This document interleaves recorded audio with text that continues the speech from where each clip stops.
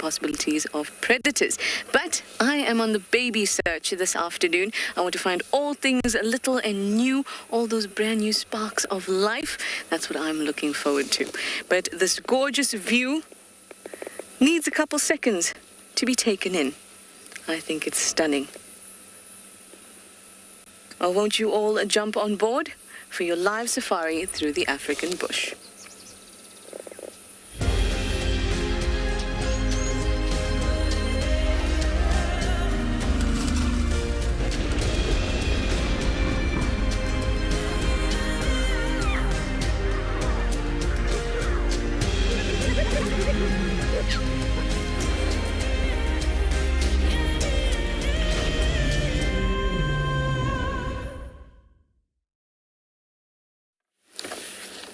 So, like I said, welcome.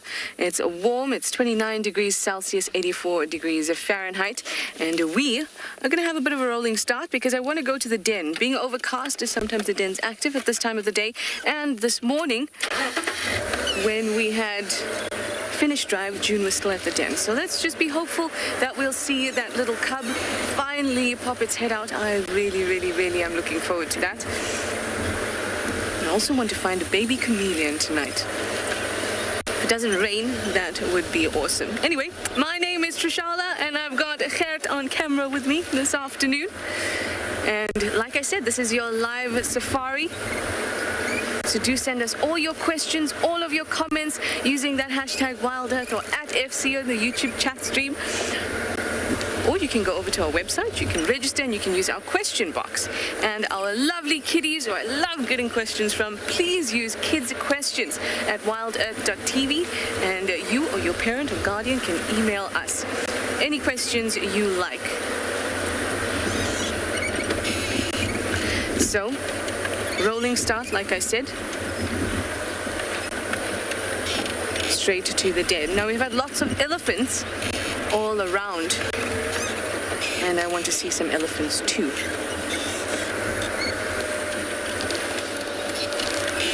That would be great. Tristan had an awesome elephant sighting this morning of a tiny newborn elephant, and lots of noisy herd members, probably very excited about the new life, much like I am this morning.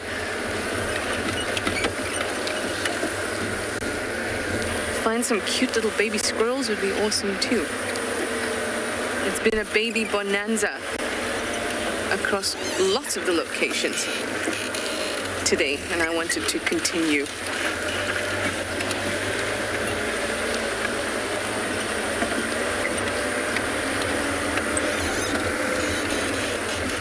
So we're almost at the den. I'm going to check on the battis nest as well. And then I'll let you know if I see anything cool. And I'm sending you to Tristan. Forgot about that.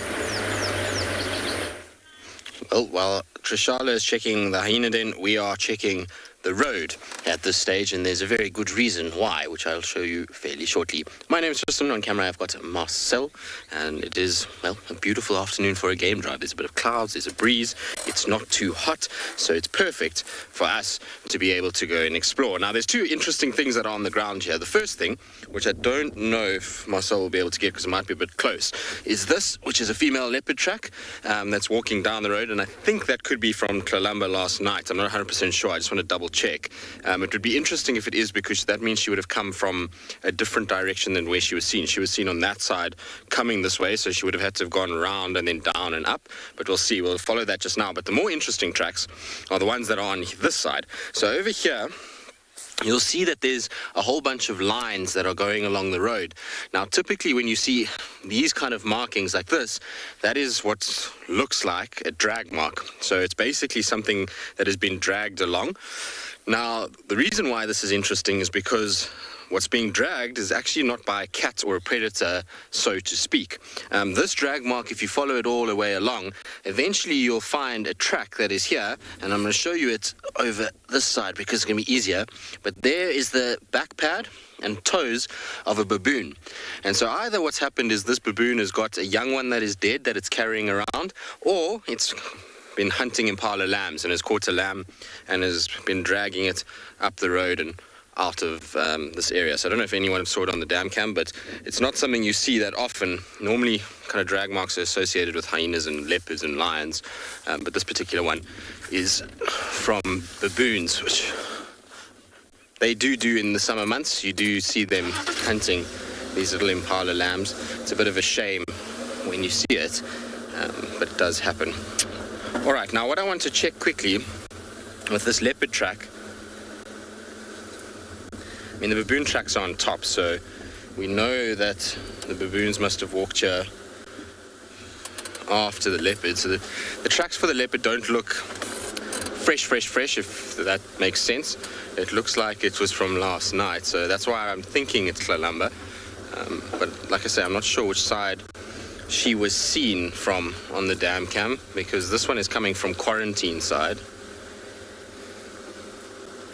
and not from Hyena Road, which is where she was last night before she was seen on the dam cam this morning. So it looks like she cut off this side. She didn't go there, so maybe it was her that came this side. All right, let's just check quickly down Twin Dams Road, just see if there's anything there. Sometimes it just takes a bit of time. I did hear some guinea fowl making a bit of an alarm call. It wasn't for long though, so I can't be certain it's something too serious. It could have just been a Wahlberg's eagle that came over, or, you know, they bumped into something else that just gave them a bit of a fright. But they were calling up towards Timbeta. The other problem is that there are guests at Timbeta, so I can't go check that waterhole yet. I'm going to have to wait. But let's just go down the road a little bit here, and then we'll check up Wahlberg's nest just to see if we can see any signs. I suspect, though, that very much that this is Kalamba and not the freshest tracks. They didn't look great, I must be honest. When we were following them down, they looked as though they were a bit disturbed by the wind. They didn't look really nice and kind of crisp and what you would expect. The baboon tracks are far clearer, and the edgings of those baboon tracks are nice and sharp, whereas this leopard track is a little bit kind of blurred, if you want to call it that. The edges have eroded slightly from the wind. You guys are also very nervy. I mean, I know she's got a baby, but you can see they are quite twitchy. I wonder if maybe Kalamba's not still around here somewhere. There's a termite mound up above, behind where that impala is, up this slope that goes right to the Timbeta waterhole. And she likes sitting on that termite mound, especially if there's guests in the camp. She waits for those guests to leave, and then she goes down to the water to drink. Layla, yes and no. So obviously a leopard is a predator, and so baboons will alarm call and will shout. Inherently are quite nervous around leopards, because leopards do baboons fairly regularly, particularly male leopard, not so much female leopards. But in saying that, I've seen many a leopard chased by baboons. They get a lot of big males. If they see it's a young individual or a female, often they'll really bully them and chase them around. So it's a kind of a bit of a, depending on the situation, depending on the cat scenario. It's not one of those that's as clear-cut as yes or no. You find that at times baboons are scared of them, and at other times baboons, out of their fear, will try and kind of almost fight back, if you want to call it that, and intimidate them. You see here the guinea fowl are here. They look fairly chilled. The reason why I say it could be the Wahlbergs is because where we are directly across from us in the Mulawati is the Wahlbergs' nest, so they would fly this route if they were going back and forth to the nest. But they seem very relaxed right now. They're actually quite a useful bird when it comes to finding predators. They very seldom alarm call for nothing. So if you hear them alarming and you can see them up in a tree, then you know straight away that there is a leopard around. Funny enough, for leopards more than anything else, they get up into the trees and they really kind of go crazy up there. It's a non-stop call that they make. If it's something like a snake or a bird of prey, often they're still on the ground alarm calling. But with leopards, they straight away up into the highest tree that they can find. So when you hear them going and not stopping, and it's a constant call for a long period of time, then you know that there's a cat kind of walking around there. But these guys are being really chilled. They're not making too much noise now. It was just briefly that I heard them earlier. Also could be at this time of the year they do, make the same call when they're breeding. Funnily enough, they have that same kind of alarm. I don't want to say alarm call, but it's a little bit different. It's not as intense as when they see a predator, but it's quite close. And so from far, often you hear it and you think, oh, maybe there's something, but it's just them going through their kind of breeding rituals and talking to one another, essentially. Strange looking birds, though, aren't they? They're so prehistoric looking with that blue head and that little kind of helmet and those feathers with those little white spots all over them. Uniquely beautiful, maybe, is a good way to put it. They very strange looking creatures, these guys. Looks like they're going to disappear. All right, let's just carry on and see. I haven't seen any other signs on this road. This road's a bit tricky because it gets quite hard here.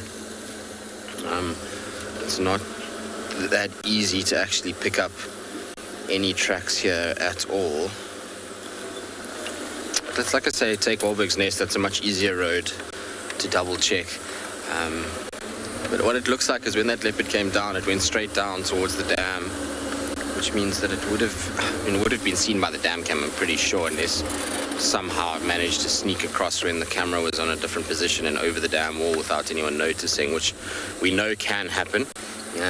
Some of our leopardesses are pretty good at, in fact, even leopards like Mulawati are pretty good at avoiding that camera. You find their tracks going right past it, and it gets missed sometime.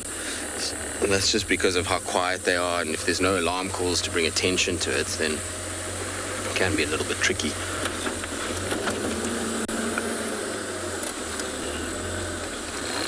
Nope, still nothing here. There's one big game path that I want to check that goes to that waterhole, so we'll know straight away if there's something in this block.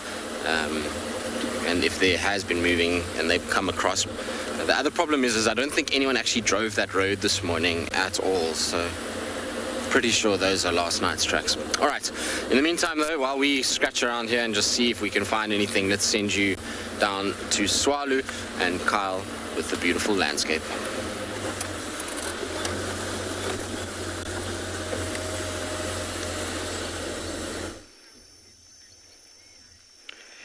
Well, if it's anybody that's going to find a leopard, it's the leopard whisperer, so I've heard, eh? And a very warm welcome to everybody. Dumela. Welcome to the Green Kalahari. Welcome on board here at Tswalu Kalahari. And a wonderful afternoon it is. My name is Kyle. Behind camera is, I nearly said Glenn. Owen. Thumbs up there, Owen. Yes. How's it going? Welcome, everybody. My name is Kyle. And what an amazing scene we have in front of us. Look how green it is.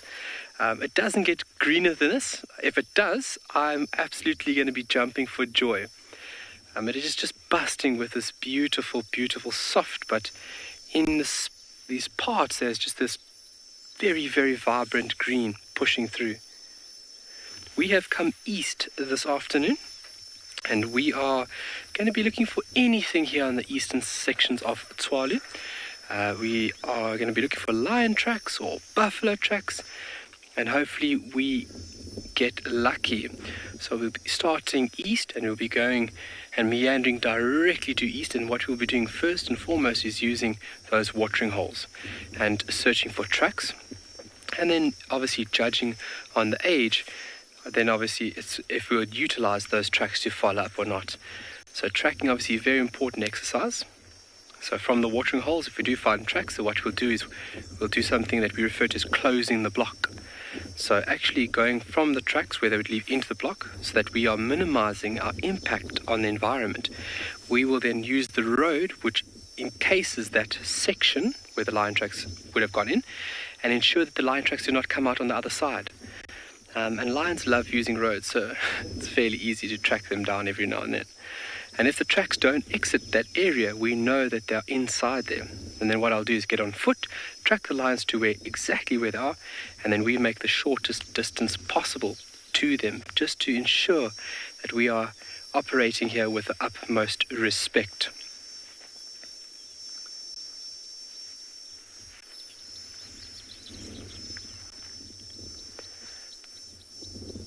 different shades on the mountains there in the south. A little bit of cumulus coming from the northwest. And then there's a little birdie Owen spotted for us. What might you be? That's a chat. Nice round eye. Uniform brown colour. So chats for me have very distinctive eye shapes. I found they got a very, very round eye. This seems to be a chat flycatcher. Very heavy beak and that uniform brown colour, and then that eye, and just the way it's sitting. That is a chat flycatcher. Very nice bird, obviously very easily overlooked by most people because of its uniform and drab appearance. It's not colourful and songful like most birds, but it's a very beautiful bird to put on the list and really get to understand in a deeper sense. But we're going to leave this chat here. We're going to continue east, and we're going to send you over to Tswalu with a leopard tortoise.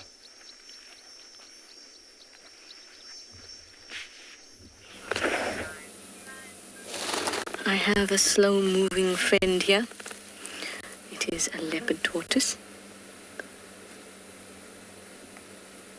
Trying desperately to hide its face. It's being harassed by some ants. I wonder if there's a little ant's nest nearby that it's inadvertently probably walking over. The ants are going quite crazy around it and still are. I can actually see the little hole that it would have walked over as it got to its spot there. And they're herbivorous, so the ant's not going to be a tasty treat for them, just an annoyance. And this type of weather is really, really what it likes. Being a reptile, obviously, it needs some warmth to get going, but also needs moisture. And when it's too hot, it's also a problem. So this kind of temperature, 29, it's dropping just a little bit, and it's very humid. It's just the right kind of weather for it. In fact, what would make it better is if there were a slight drizzle. It would enjoy that very much. But once the temperature drops too cold while it's raining, then they also not very happy with that kind of weather. So it's nice to see them all out and about, because that's a really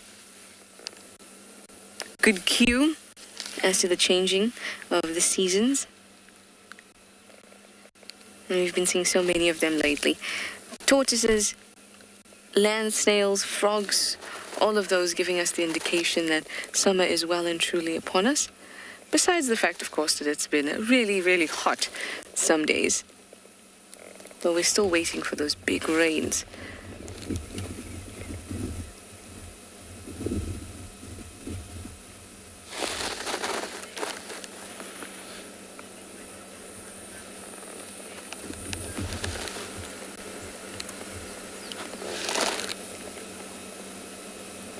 I got a question there. I'm just going to grab the name again.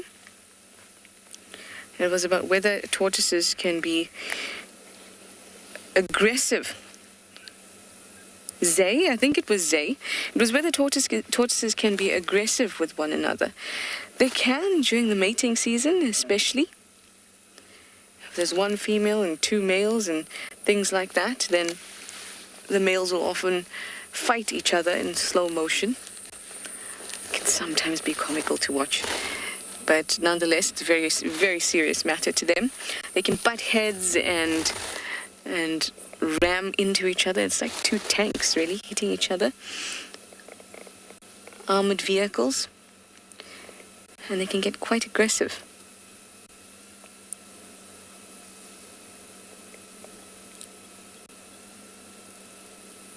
But most of the time, it's a very slow-paced aggression.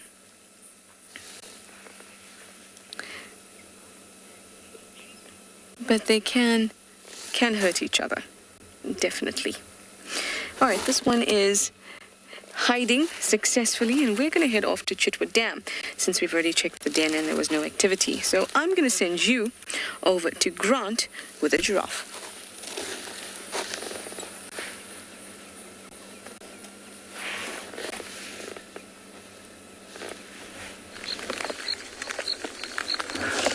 Good afternoon, everyone, and welcome to andBeyond Phinda.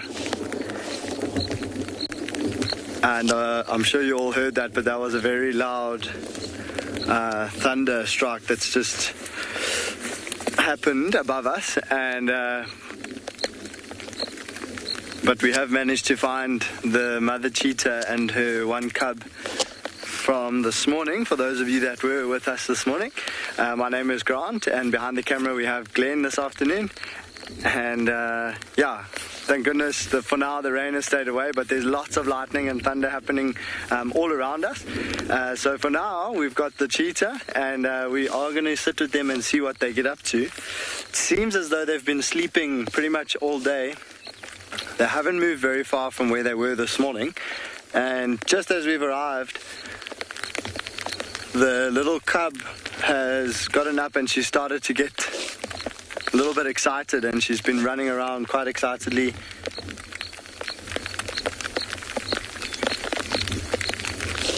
Playing and jumping in this long grass.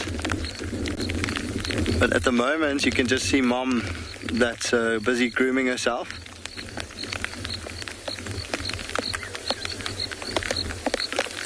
And that cub, the young female, is just lying down in the grass. She looked as though she might have found a stick or something to play with.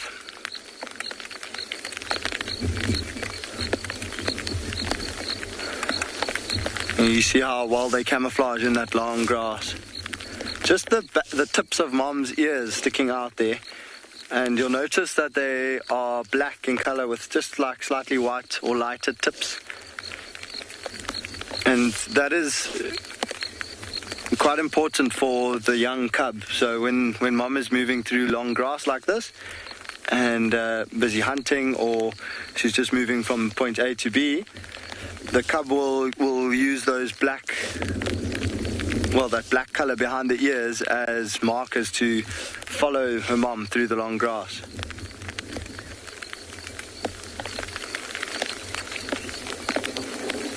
And Mom is grooming herself properly there.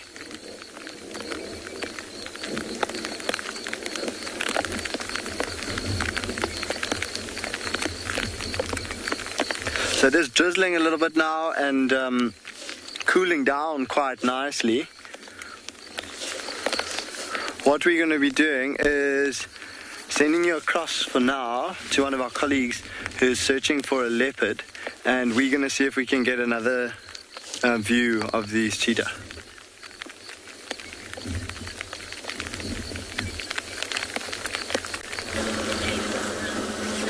Well, while these cheetah are being cooperative, our leopards are not just yet. It's like I say, it's not that those tracks are steaming fresh and that I thought that there would be a leopard very, very...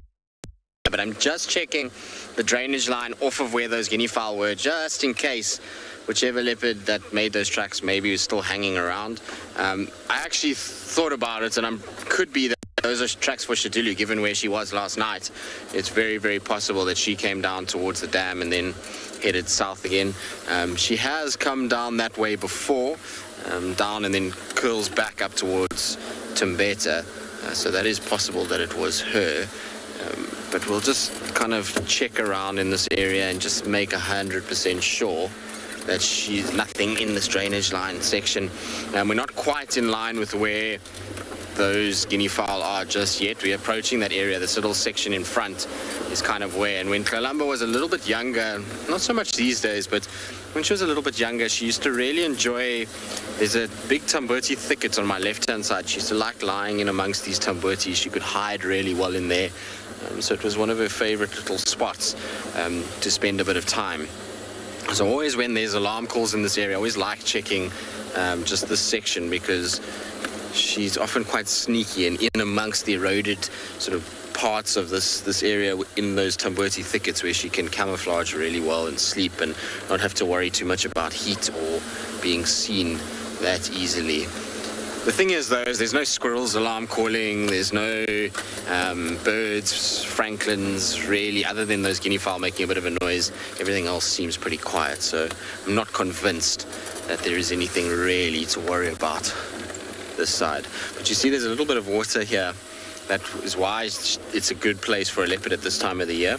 So behind this little watery section that you've got here, you've got a big thicket area at the back. And so they can lie in the thicket, get water here that is very, very kind of concealed. There's not a lot of things that will see them drinking here, so they don't have to attract so much attention. If they go to the main dam, you know, you can imagine how many animals will be able to see them from that main dam, whereas here they can drink in the drainage line, in the thickets, and just live a kind of leopardy life without worrying too much about the attention that that's going to bring. But alas, today, nothing. There's also a little pan that Hosanna used to love. He used to always be here. Found him many times at this particular spot. Miss those days, if I'm honest. He was such a cool cat and gave us so many amazing sightings.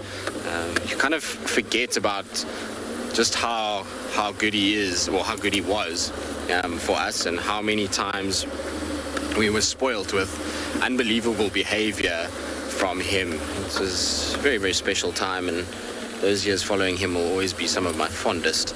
All right, we're going to carry on. We're going to see, hopefully, if we can pick up something a little fresher in terms of tracks, or actually the animal itself.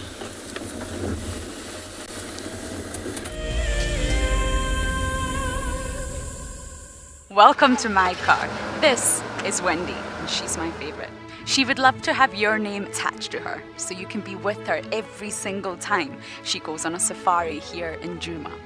If you become a WildEarth explorer, you will have the opportunity to buy an engraved tag, which we will attach to her. We will make sure to send you a digital picture to show you exactly where you are sitting on her. You will have front row seat in every single sighting.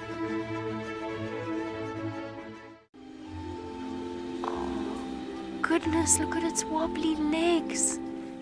Oh, I don't believe it. I can't believe we've actually seen it. Oh my goodness. Oh, careful, careful, careful. Oh no. Oh, it's okay, little one. Okay. Expect the unexpected here on WildEarth daily.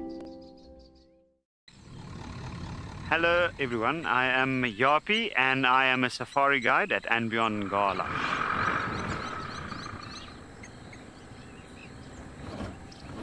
My favorite animal is the lion, because 99% of the time it doesn't do anything. And the 1% of the time it does, it's just awesome. Catch up with the guides daily here on WildEarth. Have you been watching WildEarth and dreamt of being right there on safari with one of the guides? Well, now you can. WildEarth is offering you a chance to buy a ticket to dream. You or a friend can hop on board a live WildEarth show and join our guide on safari. The ticket is redeemable at any of our locations, anytime in the future. Only a limited number of tickets are available, so don't wait. Get your ticket now and start dreaming. Terms and conditions apply.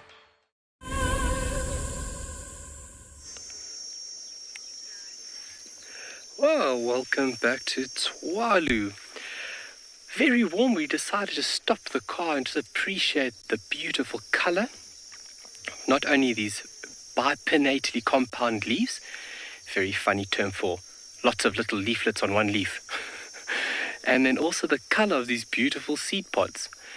So we have just gone through the flowering period, and it's been quite an amazing period that we've gone through. So together we have seen these beautiful and very important ecological role players in budding. So they would have produced these tiny little, almost pom-pom-like flowers, and the whole tree would have been totally encased by these beautiful little flowers. And it's a very insects cannot resist it. Yellow is the scheme that you want to use if you want insects to come and do your job. And after those little pom-pom-like flowers were pollinated, this little structure would have emerged, and they've still got quite a way to go. So if Owen can just zoom or punch straight in there, you're going to see that the seed pod has a beautiful velvet-like coating right over. It's actually very soft and very furry to the touch. And they're very tiny little hairs. Now that I think about it, I actually don't know what the hairs are actually there for. Now that I think about it truly. But thinking about the role that these seed pods play is tremendous. So they would be on the tree for about 10 months. And from there, you would have seed pods dropping off one by one.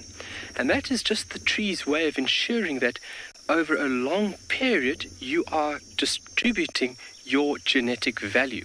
You don't want to drop all your seed pods at once, especially around one given area.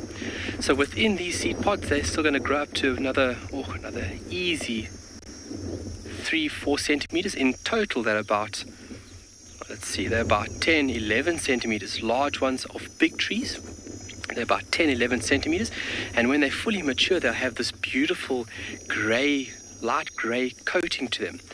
And what will happen is there'll be multiple seeds within one seed pod. But the seed pod is not only spreading the tree's genetic value, it was also very important for various insects. And if you think about insects, there's some wasps that actually lay their eggs inside the buds before the buds have transformed into this over here.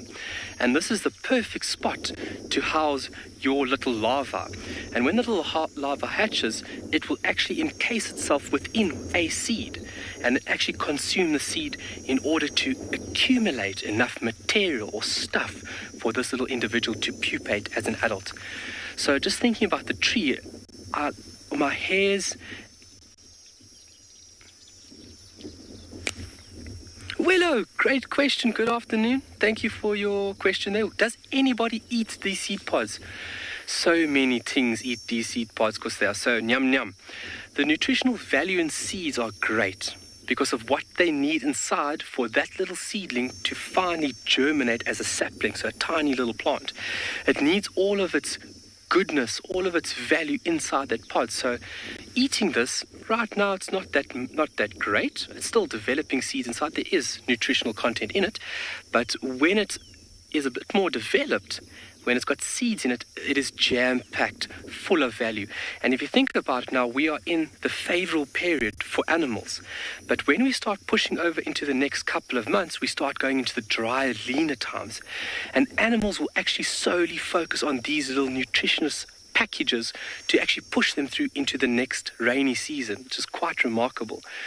So are not only just playing a vital role in spreading its genes, but becoming nourishment, becoming a housing apartment for various insects, and then as well as encasing its own little seeds inside there, which is very important to encase or incarcerate for now your genetic value before it gets spread. And from that great question, does anything eat it? Things like duiker, grey or common duiker will eat them. Things like giraffe, kudu, eland. Obviously, those are animals that are able to browse quite high, but then also when the seed pods fall, they will consume them here on the ground. And when that little animal consumes it, it is very important that that seed goes through the tummy of that animal, because it actually wears off a coat and it is in the perfect spot when it is in dung on the ground. Then it is in the perfect high nutrient area for that little sapling just to put down a root. And like I've mentioned before, they put everything into their roots. It's basically like, that's why any of our young viewers listening, that's why you got to listen to mommy and daddy. You've got to learn in the beginning because you've got to have a strong foundation, just like these trees. They put everything into their roots because it is what is eventually going to carry them over years and years and years. We're talking about 100, 200, 300 years in terms of their lifespans. But really remarkable trees. And if you just look over here, let me just find one or two quickly, Owen. There is lots of pugnacious ants scurrying all over these trees. And if you think about insects in these trees, they are like that. They are buddy-buddy forever. Because the tree not only provides a perfect, beautiful environment, it provides housing. So if I just bend this little thorn and branch over, look at that. Look at that tiny little hole. Have you got it, Darren? That tiny little hole would house... so that tiny little hole enters into the hollowing of that thorn, and that can house 5 or 10 little ants. And that is the perfect spot for these little animals to be homed. So if you think about the tree and these little insects, it is a symbiotic relationship where they are helping each other. Here's a spider. You got him? Just in front of my finger. Oh, okay. I'm going to try and ID this little guy quickly, but I'm going to send you over to Grant, and he has got a cheetah for you.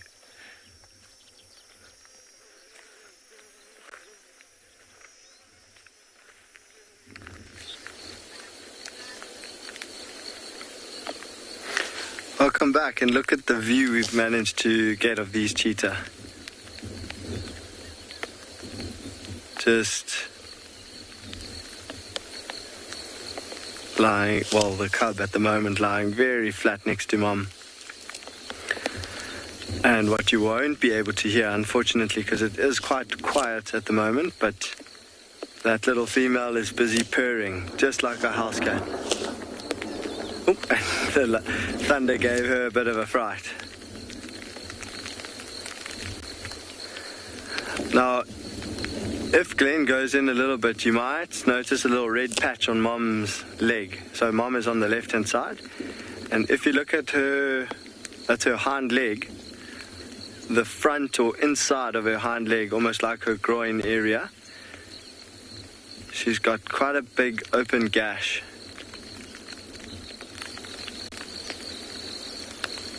And to us that might seem quite bad, and of course it is, but these animals are incredibly tough, and a gash like that, at the moment it hasn't affected her movement, but it will be quite an irritation, and mom will lick that wound regularly to make sure that it stays clean.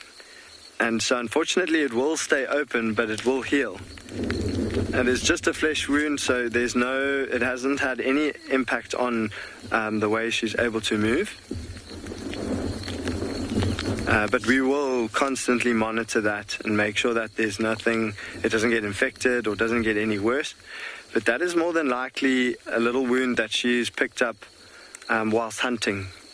So it could be from a number of things. If she tried to take on an animal with horns or tusks, like a warthog or an impala that's got horns, those tusks or horns could have been what did the damage to her leg there.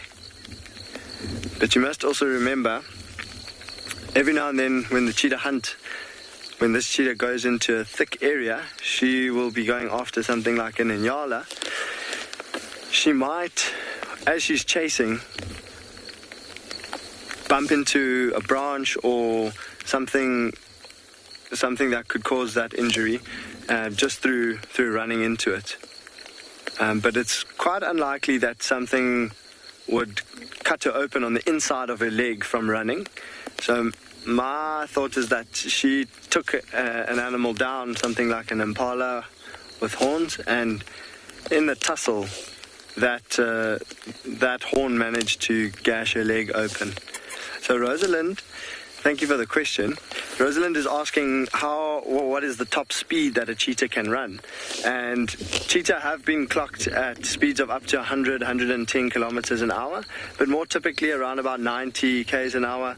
On Phinda though, if you look just over my shoulder, you'll see that there's some pretty dense bush, and they tend, on Phinda, the cheetah tend to hunt in these thicker areas where they don't have to go at their full speed, and they can, by not going at full speed, they can be way more agile and nimble, especially in those thicker areas, and it makes them quite successful at catching things like Ngala when they go into those thicker places. But again, that is potentially where she could pick up an injury if she knocks into a tree, if she makes a mistake.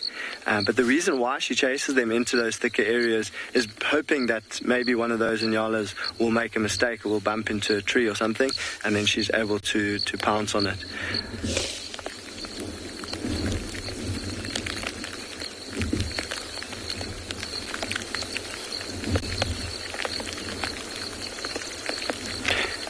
And we were talking about the the back of the mom's ears, another thing is the tail. So as they swish their tails, you'll notice that the tip of mom's tail is black and the tip of the cub's tail is white. So again, mom is on the left and the cub is on the right.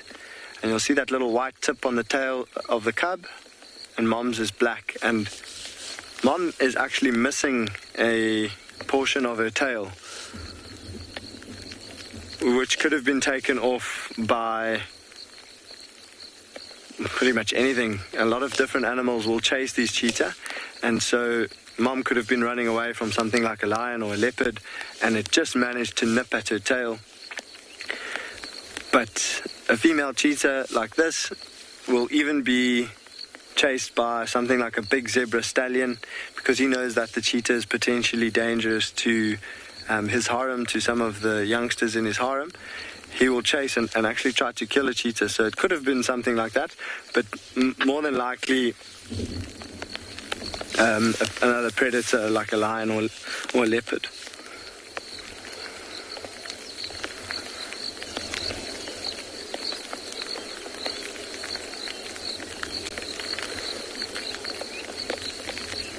And you see how they're lying back to back like that, trying to cover their surroundings and make sure that they are able to detect any danger.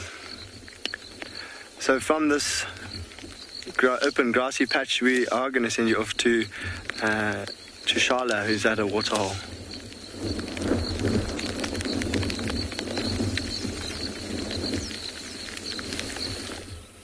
We have made it here to Chitwood Dam, and here we have a lovely water monitor, a Nile monitor, with quite a big belly. What have you been eating?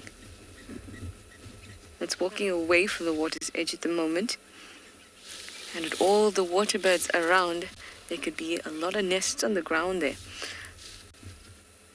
like lapwings, ground nesters. And there's some lapwings around, so I wonder if it's going to come across a nest.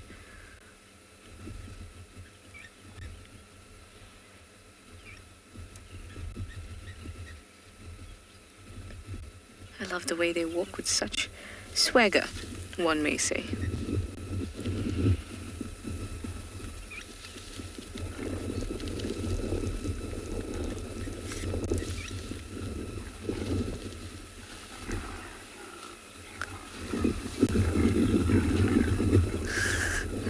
What you're hearing in the background are some males getting their testosterone on.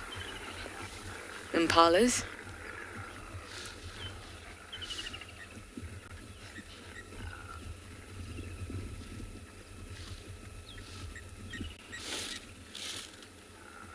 Oh, there's some fighting.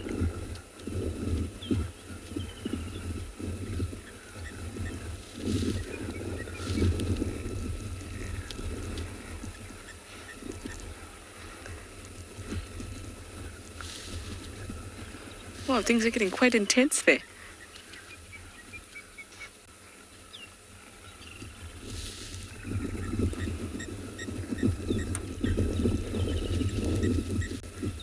It's the type of sound that you really don't expect to come from impalas.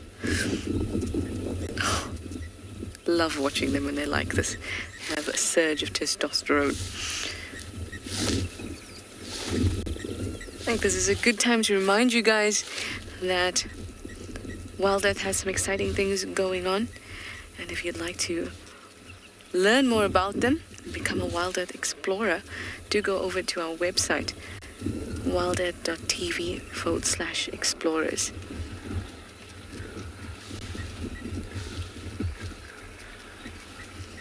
Our water monitor has come to a roadblock in the form of a slight ledge there. There's some water on the other side, so I imagine it would just plonk in. But maybe it's seeing something tasty.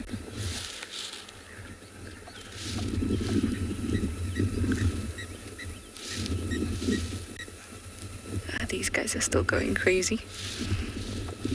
And lovely assortment of antelope.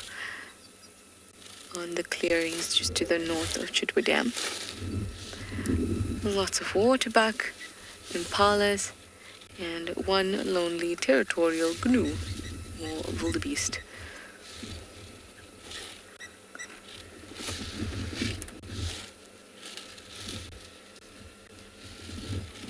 Kinsey, you'd like to know how deep this dam is?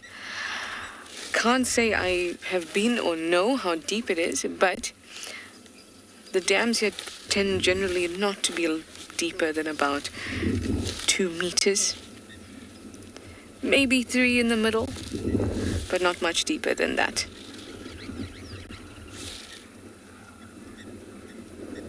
You can see that the hippos are living happily in this water, and they won't, because they can't swim, or really they can't even float very well. They're constantly porpoising off the bottom of rivers and dams, and they tend to be around a 2-meter depth, and they look quite comfortable. A good way to tell, so near us here, within 20 meters from the shore out to the dam, it's definitely about 1 meter deep, 1.5 meters, nothing more than that, because I can see there's a hippo with its nose poking out. So it would be standing, because remember they can't float very well. It's not porpoising up and down, it's stationary. There, that little nose. Imagine you were swimming and you thought, ooh, what's this cute little nose? And then this massive barrel 3-ton body came out and revealed itself to you. It would be shocking and incredible, and the last thing you saw.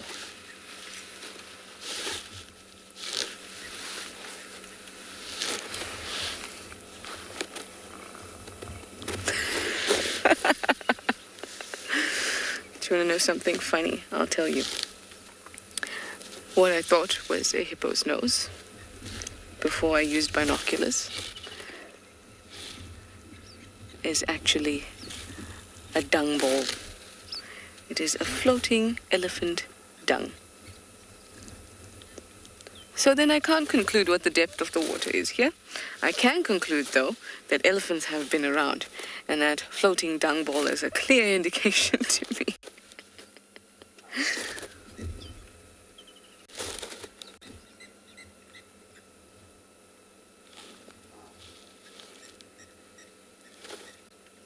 There are a lot fewer hippos in Chitwa Dam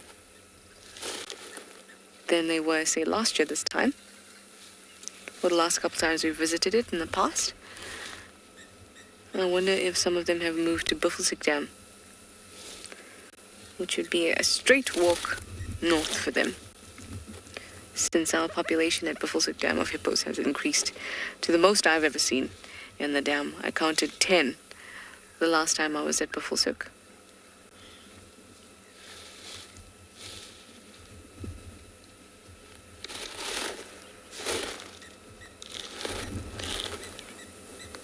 And the hippos are spread out quite a bit. And there's actually 3 different, well, actually 2. One was 2 of them actually fighting out of the 3. But there seems to be 2 sets of pods in this dam. Well, I'd say loosely, because there's so few hippos in here that they probably don't have many females that they've collected into their harem, the bulls that is. Because at the back there's a hippo that's displaying, and then further towards us there was also a hippo that was displaying and spraying dung all over the place, and that's territorial behavior. Maybe there's a sufficient space between them that they both can be territorial, given that there are very few females around.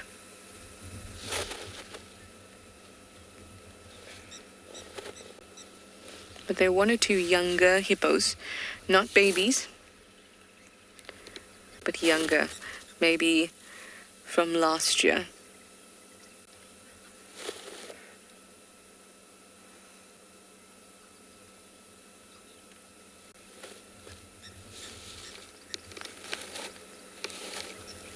I really miss the sounds and the smells here at Chitwa. It's nice to come back and revisit.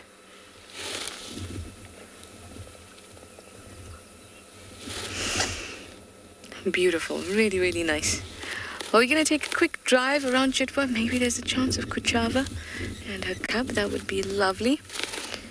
And while I do that, I'm going to send you over to Grant with a cheetah, not a giraffe like I thought last time.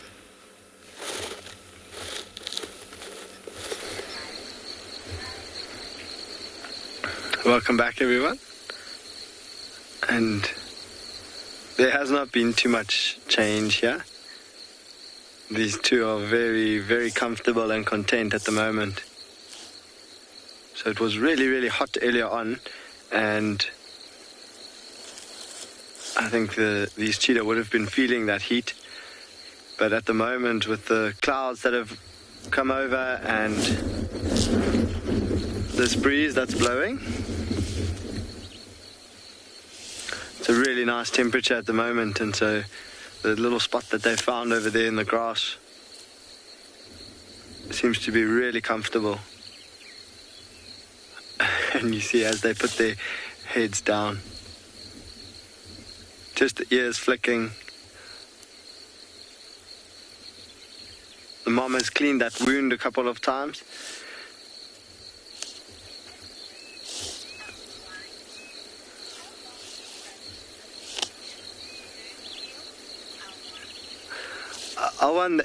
That wound, that's a good question. So because the cheetah will be licking the wound quite regularly, trying to make sure that it stays clean, the wound is going to stay open. So not like a scab that you and I might get if we got a wound, and it would scab over and then heal nicely underneath. Her gash on her leg will be kept open, and so it will slowly have to heal from around the edges of that wound. And so, sure, if I had to estimate, there wouldn't be a definite answer, but probably a month or so she's going to have that wound. Unfortunately, it does take quite a long time because of the fact that she keeps it open. But keeping it open is also a good thing, because if some dirt had to get in there and it made a scab over the wound, then she could be susceptible to some kind of infection because of that dirt. So by licking it and constantly cleaning it, she keeps it clean of any dirt. But also her body will push out any bacteria that might get in there.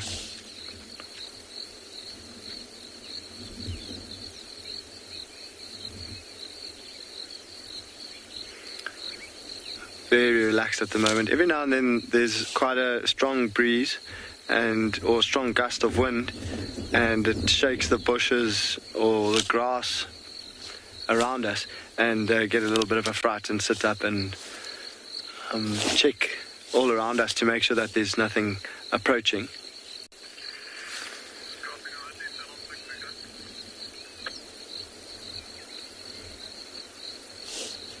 Now, these cheetah haven't eaten, as far as we know, for a few days now.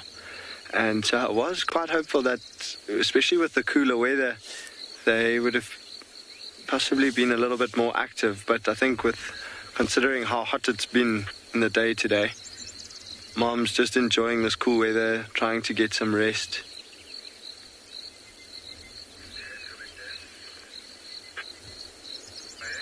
You'll see with her head like that, she's falling asleep with her head up.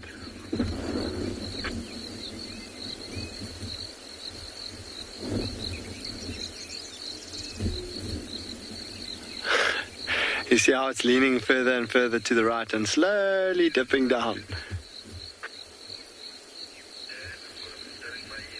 And look at that, as she's falling asleep, her ears are still moving, trying to pick up on any sounds around them, any sound of danger.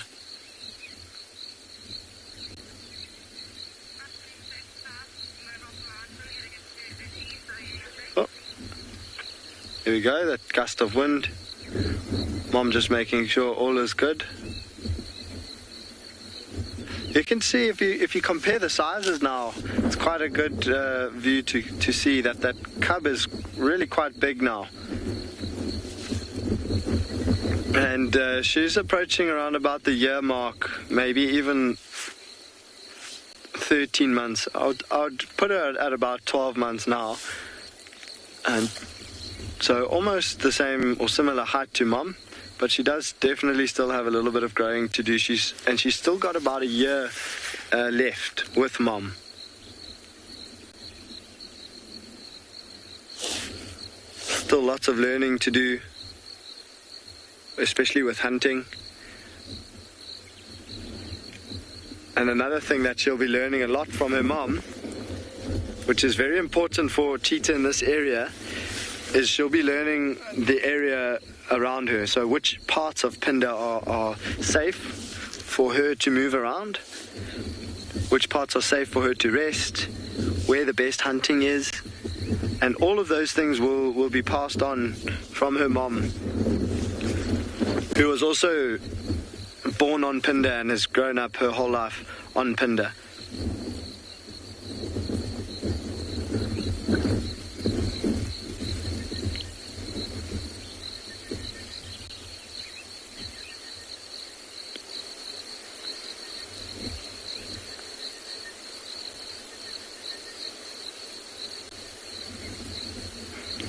But just an amazing privilege to be able to sit with these cheetah and just watch them.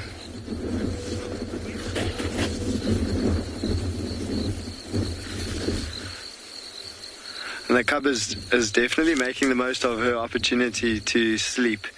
I did mention earlier that she was running around and had gotten a little bit excited, so I think perhaps we arrived just at the end of her play session. Because she hasn't really done too much while we've been here. And again, they've only moved, I would say, about 50 meters from where they were last seen this morning. So I think with them just lying very flat and actually trying to get some rest, we are going to leave them here and see what else we can find for you this afternoon.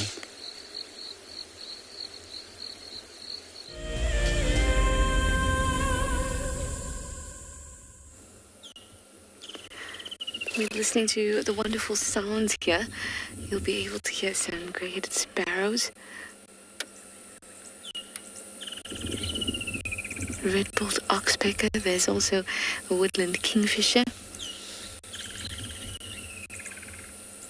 Lots of wonderful sounds. Let's take a moment to hear them all.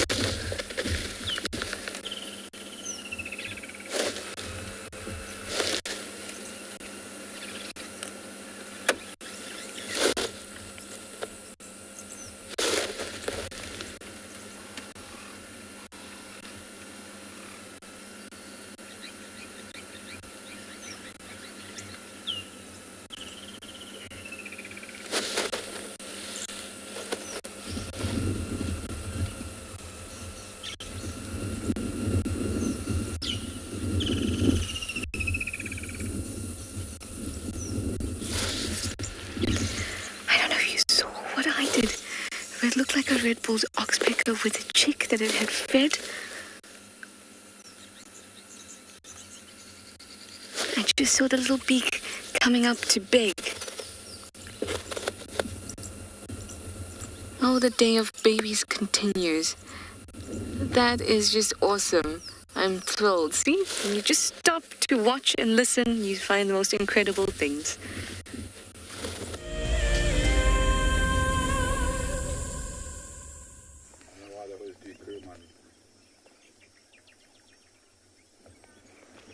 A lovely group of red hartebeest in the sea of green.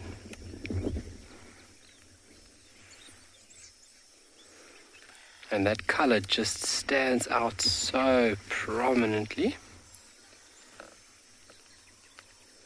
Typical of them to be in herds. They've typically been herds about up to about 20 individuals. And this would be a herd over here. So this would be a lot of females within this herd. And you could have a territorial bull associating himself with them at this point in time. Obviously the strongest. And yo, look at all these swallows on the left here, Owen. Whoa. Just stay there, they're going to come back in now. They're going to come back, just stay on the water. Here they come.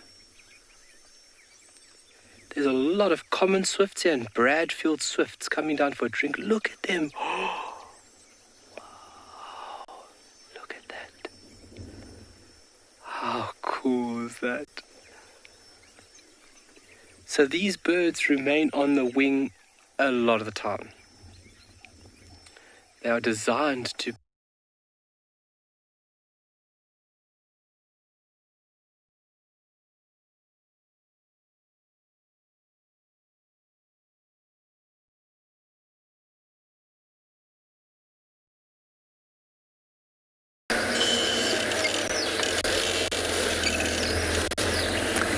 Sorry about that, guys. I'm sure we'll get Swalu back in no time. I am continuing my journey through Chitwa, but I want to try. It gets quite warm on this side. It's very strange how it can be raining just a couple kilometers away from home, from Djuma, or be sunny like it is right now. But if we look across to Djuma, the clouds look quite grey and very thick. But on Chitwa, it's almost blue skies.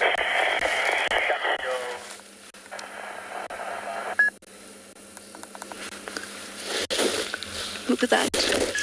So I want to try and head out of Chitwa and back towards home in about half an hour or so, because I want to go to the den. We need to see this new chick. I know that means that we might not spend time finding something else. Did I say new chick? New cub. We may not spend time finding something else, but it's really worth it to sit and wait for that opportunity to see the cub for the first time. It's such a special thing. And often when we go about focusing on something, you'll find a whole lot of other things along the way.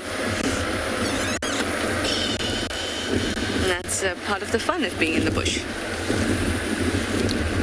In fact, it's most of the fun of being in the bush, that you can just not have any idea what you're gonna find.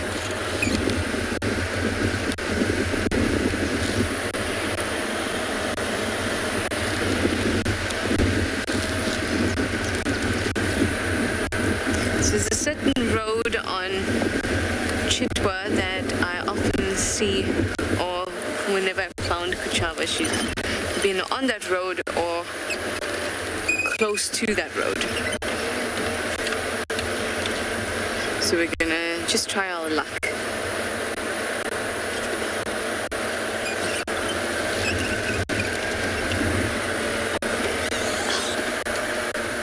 Will you land for us?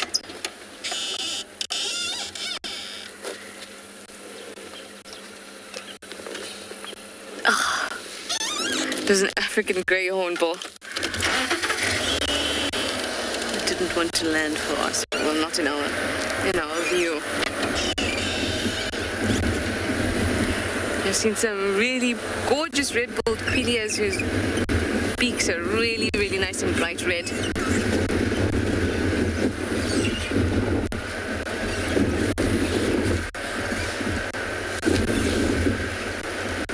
Just looking out towards the dam in case any elephants come down. Always also wanted to see elephants today.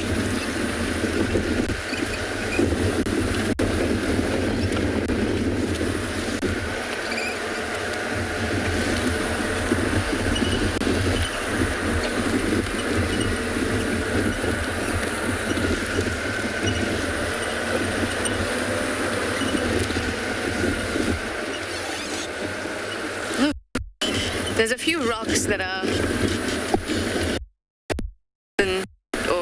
east of Cheetah Dam that always get me in a certain angle, always over here. So I thought there were some elephants. Anyway, I'm going to go through this dip now and then come out where I would find a Kuchava, generally. So wish me luck. I'm going to send you over to Grant.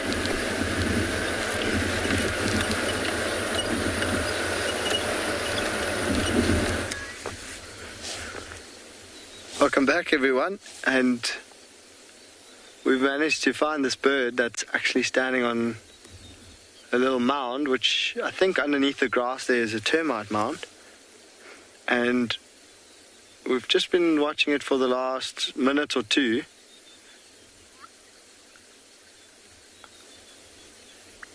Waiting for that. That was amazing. So I'm not too sure how well you guys could hear, but that when it drew its neck back, it made it like a zzz sound, and then when it popped its head, it made like a sound. And it's standing up on that little mound just to make itself more pronounced, and that is the first time actually that we've heard it call. So what it's been doing is opening its mouth, and it looked like it was yawning and almost warming up to start calling. And if you look at this bird, you look at the front of it and all the way going down onto the belly, you'll see that black color and then a really camouflaged sort of brownish gray color on the wings and the back. And if you know what the bird is, you can let us know. And we'll see if hopefully it calls again.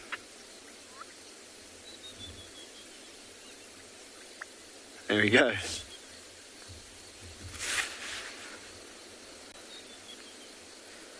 So that call is to attract mates, but it's also a territorial call that it makes to announce itself to other birds in this area. And more especially dusk and dawn is when you hear it calling the most. And that will be when sound will travel the furthest.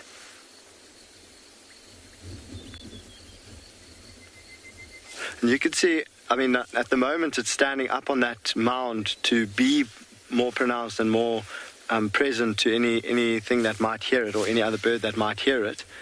But as soon as it goes off of that mound and into the long grass, it will really vanish and blend in very well to the grassland around it.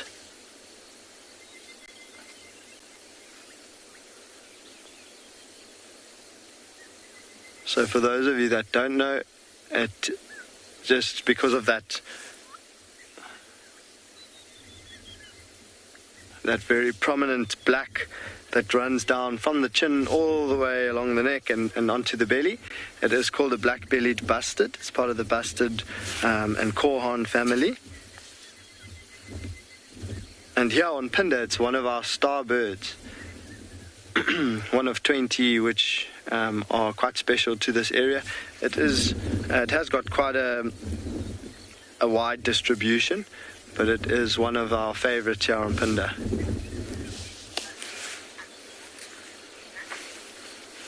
Senak in Africa. I'd have to look that up and get back to you. But in southern Africa, I'll just count here in my bird book quickly, but I can't list them off the top of my head. But 1, 2, 3, 4, 5. So 5 species for southern Africa of bustard. But I would have to check up for you and see if maybe there are other species of bustard in Africa. But those are the 5 that we can see in southern Africa. Now the bustard is slightly smaller than the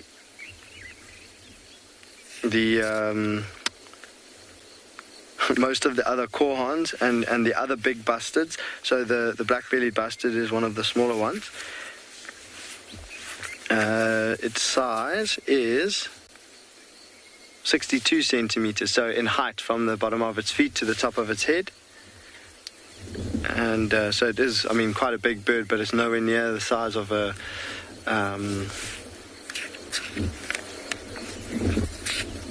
a Kori bustard. So yeah, that was really nice to see that bird calling. We're going to send you across to Tristan now, see what he's got.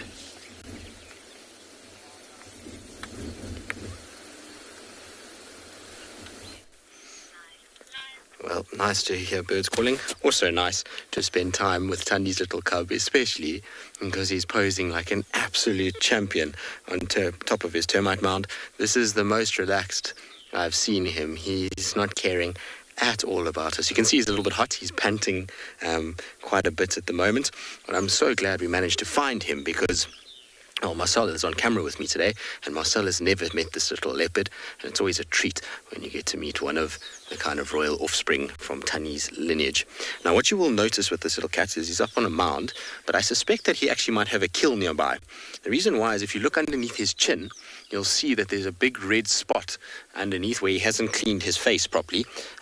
So he's been eating at some point, either last night or during the day today, and the way that he's breathing, it's not that hot, the sun is not out, so he shouldn't be breathing that heavily. So I think maybe he has some sort of food item nearby. What that is, I don't know, but it must be sizable enough that when he's been feeding, he's been putting his muzzle kind of inside a carcass. So it's not something like a lizard or the likes, which he'll be hunting a lot of at this age. Maybe he's got himself a little lamb or a bird of some sort. That's probably what my guess would be. I don't see anything in the trees close to where we are. But either way, it doesn't really matter because, well, he is being an absolute little treat. Hello, boy. Is he not magnificent? I love the way that he looks. He's not quite the same color as his mom. He's a much lighter colored leopard and more yellow than gold, but he's got beautiful little eyes and typical young male kind of look about him with those big ears that don't really fit his body. Cute though. Like I say, he's getting better every time I see him, and it just goes to show how sensitive viewing and kind of, a slow introduction to vehicles and eventually lead you to sightings like this where you're able to, find these leopards and spend time with them, even though they're without their mom and at a younger age. Now, typically in a wild situation where there was no access to vehicles or anything like that, most leopards of this age wouldn't let a noisy car get anywhere near them. And when he was obviously little, he was found by James, and slowly but surely through the months, one vehicle at a time, he's starting to understand that we're not something he needs to worry about, and he's starting to get a lot more comfortable with the fact that we're here. Now, he's not a cat that I would say that you'd be able to off-road heavily with, so if he's walking, he's not one of those that you can crash through thickets and kind of, he's not going to pay attention. Then he'll get a little bit kind of, I'm not scared, but he'd be a lot more aware of what's going on. But when he's sitting like this and we're sitting quietly and we're just not moving around too much, he's far better and is pretty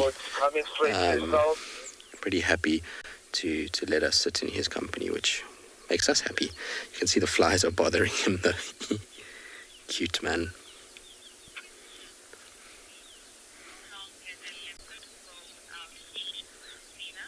So Nina, the thing is with this is that it's very seldom that a leopard is going to go without eating for a long period of time, but the maximum kind of time I would say would be, it's probably longer, but 2 weeks they start to become so emaciated and weak that finding food becomes almost impossible.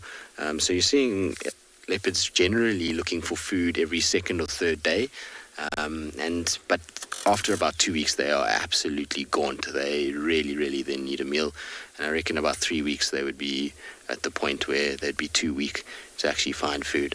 But look at how he's lying now. You can see it's tricky to spot them when they lie flat on top of these mounds, particularly a little cub of his size.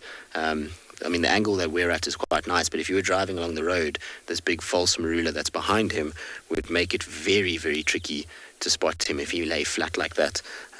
You can see there's quite a lot of foliage there, and when he lies with his back to you, that pattern is going to blend in with all of those leaves and sticks and all kinds of other things. So it'd be really tricky to spot. So we're lucky that he's kind of sitting quite proud at first and out in the open. I must be honest, I'm really hoping that from here he moves to my left, because we've got some beautiful rocks that I've always wanted to see a leopard on. They're nice and open and quite a small set of rocks, but very pretty. So hopefully he'll head there at some point, particularly because we don't have too much sun today. The rocks themselves shouldn't be too hot this afternoon. But he's been giving us a run around a little bit this week. We've been looking for him a lot. I'm glad to see him for quite a few reasons, because we know that in the last few days there's been a male leopard at this dam, there's been wild dogs, there's been lions, and we know that Kalamba was very close as well. So there's a number of different threats that have passed by where he's been kind of hanging out. So you always kind of wonder when you see all of that, and you hope that this little leopard, because of how much Thandi leaves him alone, that he's going to be all right. And so we're seeing him today is a very welcome sight, that's for sure. What was also a welcome sight is Dan's elephants. So let's send you across to him and see what they're up to.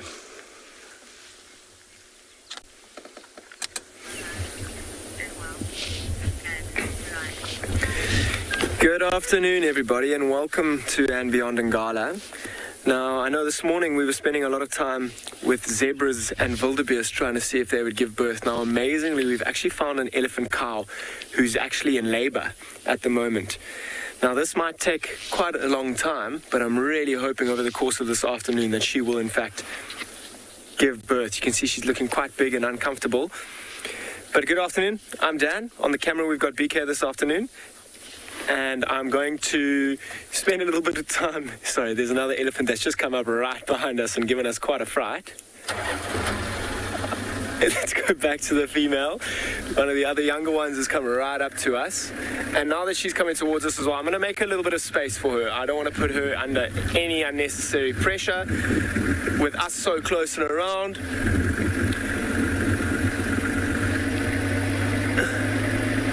You'll see there's actually been quite a lot of commotion around this elephant this afternoon, particularly with the other ones. They like kind of get closer. Let's try and see if I can find another spot and try and see if you can have a look just how big her tummy is. And between her back legs, it actually looks like the baby. Let's stop and have a look here from this angle. Looks like the baby might even be making its way out slowly over there. Look how wide her stomach is. Hoping she's in a really good spot, nice and open, nice and clear. And you see how she'll kind of like spread her back legs a little bit, and she's super uncomfortable. She's barely having time to feed. She's kind of like moving her trunk around in plants and grasses, but not really picking too much up. She's kind of just waiting. I think the other ones around as well are just waiting for this baby to come out, as we are.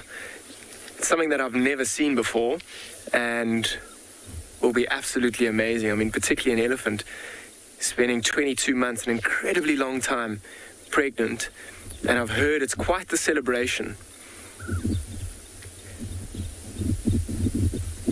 Look at the little one, the other one coming up, having a little closer look. Ears flapping, but she's huge, eh? She really is. I'm hoping for her sake that it comes out soon, because she looks really uncomfortable, kind of swaying left to right.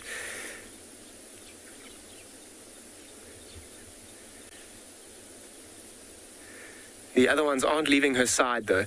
They kind of moved off a little bit, but now they've come back.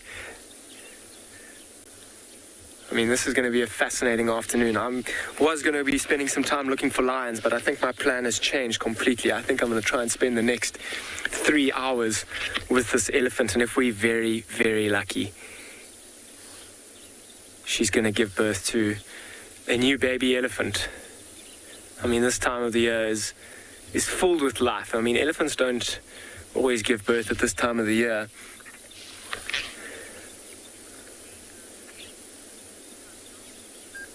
Is the labor painful? She actually hasn't been showing too many signs of of pain this afternoon, or since I've been here at least. I'm sure it is pretty painful. And I'm sure once the process actually really kicks into it, the last stages of labor, I'm sure it is going to be incredibly painful. And there might be some noise from her and maybe even the other elephants around as they watch it. I think it's almost as exciting for the rest of the herd as it is for us. But I'm sure she'll start to show more obvious signs of pain. But look how she's kind of leaning all the way over to the left. She's putting a lot of pressure on her left-hand side. I'm sure as she gets a little bit uncomfortable on that side, she may shift or switch over to the right-hand side, continually do that until the baby is finally delivered.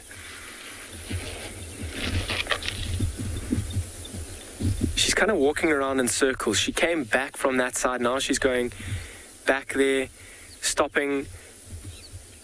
And her trunk, you see how she's not really picking up anything to feed. Kate, how long will the labor take? It's just a tricky question to answer. I've never seen it happen before, but I've read up that it can take a few hours. And I think similar in humans, each animal is different, and each birth will be different as well. It may take many hours. It may take only a couple of hours. I'm really hoping, it looks like she's been in labor for a few hours already, kind of hanging around this area. Even we've probably been here for the past 45 minutes or so at least. And we've watched the development of that, what looks like a fetus between her back legs, kind of coming out slowly and slowly and slowly. So I'm hoping that we're getting closer to the final stages of labor here. It'll be amazing. I wonder how long it'll take that little baby to actually get up on its feet. I've read up and seen videos of the mom particularly kind of pushing and coaxing it to stand up as quickly as it can. Because if it does lie down, particularly as it gets dark, that'll be a huge disadvantage for the baby, particularly if a pride of lions comes through here. Although that pride of lions is going to have to deal with this mom and the rest of the elephants around. There's only 4 of them that I can see. It's quite a small herd. So this extra addition will be a huge bonus to them. And this big cow, she looks like the matriarch. She's certainly the biggest and the oldest out of the 4 that I can see. And I wonder if she might not be giving birth to another cow who might just follow in her footsteps for the next generation and learn an incredible amount from mom here. She is starting to feed a little bit here now. It's the first time we've really seen her put anything in her mouth. She's kind of been messing around with the plants and the new shoots and the grasses. Oh, she's even dropping quite a lot of it. I don't think her focus so much is on food at the moment.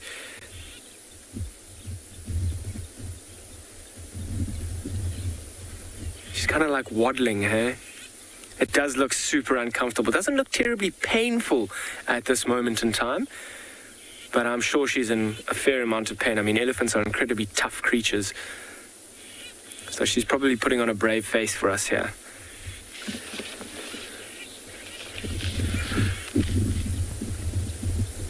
I mean, you can see that tail swishing, going straight towards that area where that baby will be delivered from.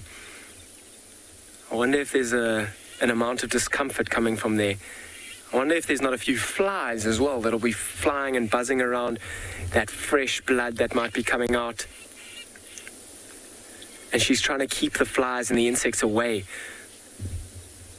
from that area.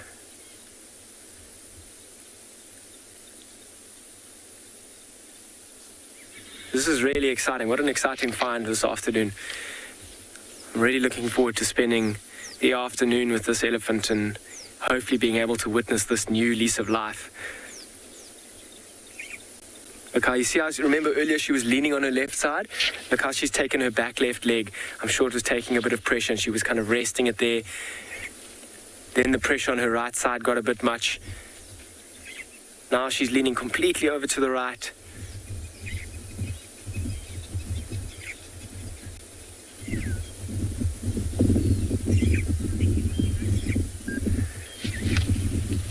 She's kind of doing these circles around. I wonder which spot she's going to do it. I mean, this is an incredibly open area. I wonder if this is a good spot for her. I wonder if she's not going to maybe try and find a more shady, more concealed place. I also wonder if there might not be smaller predators like jackal or maybe even some vultures that come in. If they see her in this kind of state, they'll fly through, because there'll certainly be an opportunity, maybe not for the newborn calf, but maybe for the afterbirth and the placenta. Incredibly nutritious and an easy meal, and one that the mother won't worry about the predators eating either.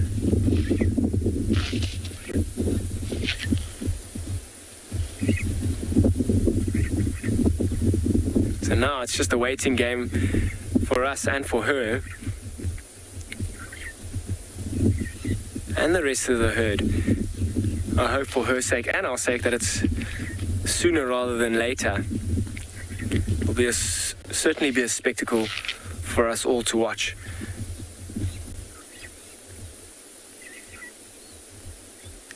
Seeming to feed quite a lot more consistently now.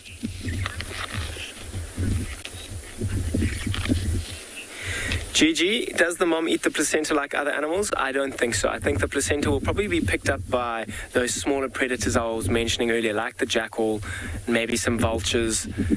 A hyena as well, if it came through, would certainly like to take that placenta. And I can imagine an elephant having quite a large placenta and quite a lot of food, in fact.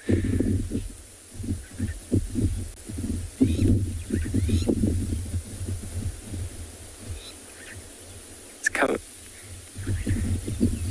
She's changed her stance one more time. I'm sure she'll, once she does get into that final stage of labor, will almost spread her back legs to make a kind of solid base for her to stand before she ends up kind of pushing it out and dropping on the floor. At least it's not a very high distance to fall to the ground. It seems like she's quite low to the ground, and even almost as if like the baby has moved from almost in her tummy kind of area right to the bottom as it's moving on its way out.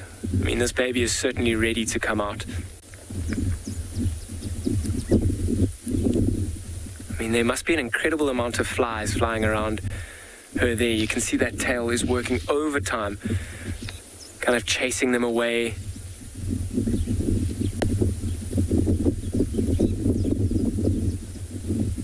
I wonder if the other elephants won't be a real good indicator as to when she really is going to go into that final stage of labor. They have several times come right up around her, kind of moved around. I'm sure it was one of her older youngsters or her previous calf who came and even tried to suckle. Mom wasn't too irritated by it. I'm sure she's quite an experienced mom, and this isn't her first birth. But you'll see that younger calf, once this new one is born, will pretty much be not left on its own, but will certainly not be allowed to suckle anymore. She'll leave the suckling rights exclusively for her new calf, who will need that nutrition from the milk.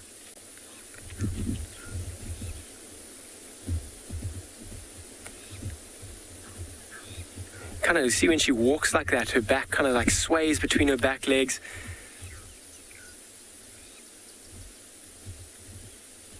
Wonder if she's not going to go and find a shady spot. The sun has come out and it is feeling quite hot all of a sudden. Try and find a shady spot.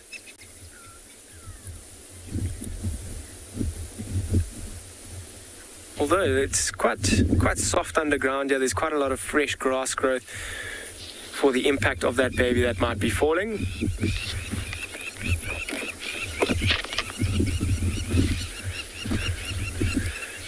There's been times when she hasn't even known what to do with her trunk. She kind of like puts it over her tusks, puts her head up. Those have been the only real signs of discomfort.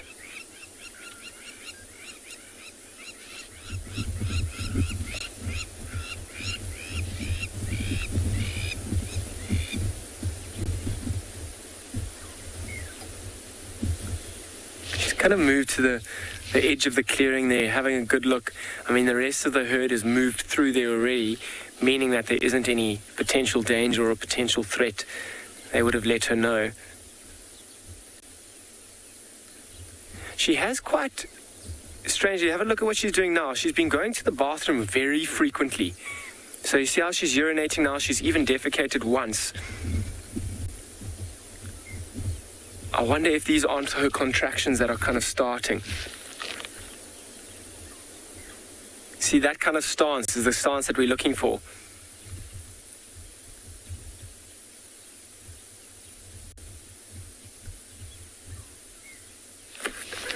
I'm going to move a little closer before she disappears. I'm going to try and keep a good look at her and follow her. From a distance, of course. I don't want to... I'm sure she's under incredible stress at the moment. I don't want to put her under any, or even the other members of the herd. I'm sure it's quite a stressful time, and maybe even I'm sure the excitement is on its way, but right now it must be quite stressful for them.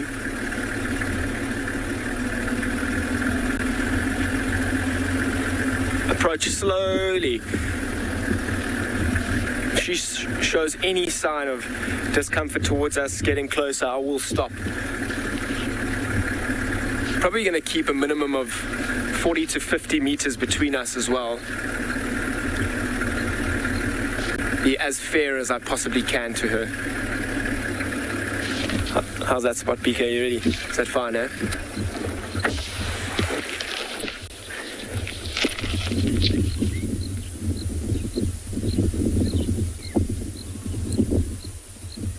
Even in the past few minutes, that kind of bulge has gotten slightly bigger.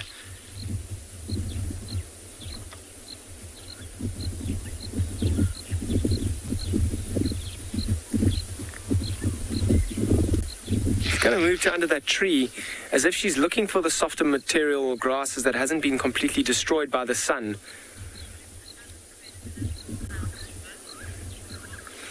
Khotso, can the other predators smell the birth? At this stage, I doubt it. I'm standing right downwind of her, and I can't smell anything except for that dung that she dropped 2 minutes ago, which isn't a strong smell, and that's certainly not going to be attracting any predators. And there's no smell of a smell that will be attracting predators at this moment in time. However, once it drops, I'm sure that kind of fresh blood that'll come out, I'm sure that'll attract predators. And if there is a commotion as well, that may also attract predators.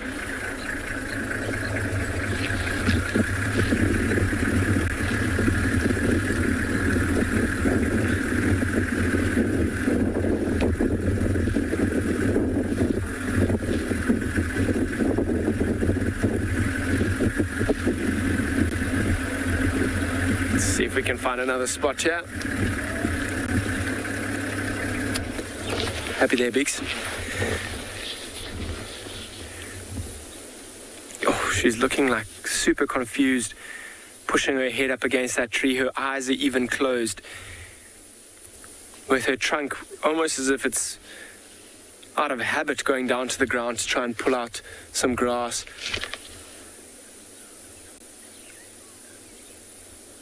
But not really doing it.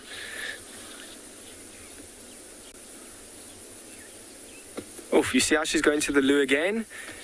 Dropping some dung, but only a few balls of dung at a time. And she's probably done it 4 or 5 times in the past hour, which is unusual. Oh, she's kind of pushed her head in there. I'm sure she's actually feeling quite an amount of pain at this point. I mean, she's not showing... Oh, she's not making any sounds of it. But just from her expression, kind of pushing her head in there, her front leg is kind of resting. She's not feeding. Yes, what a strong animal, huh?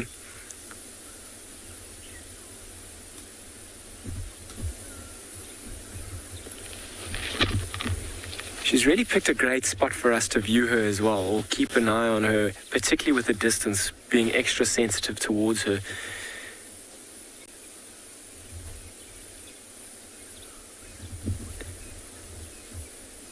You can see a couple of the other ones in the background close by.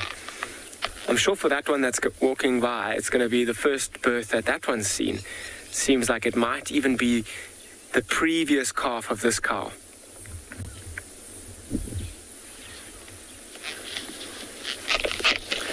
She's moving into some thicker bush. I'm going to try my best to keep our eyes on her. That'll give us the best shot at at watching this unfold. I'm sure once it all happens, it might be quite quick as well. But all we can do is wait and see and follow her. This will be a first for me, and I'm incredibly excited. I really hope it happens while we've got some light to really watch it and appreciate it. Give us an all-time respect for these animals and some of the hard duties that women and female animals have to do. And I mean, an elephant's completely on their own. I mean, they've got the comforts of the rest of the herd, but there's no one there kind of like talking her through it or explaining what to do, although I'm sure she is quite experienced. How's that, BK? Fine there. She has moved a little bit into the shade as well. She's got some mud on her back.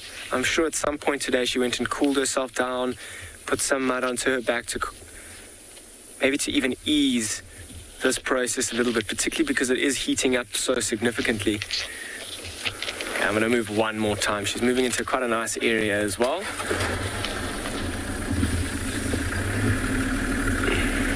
Watch your head, Yabika.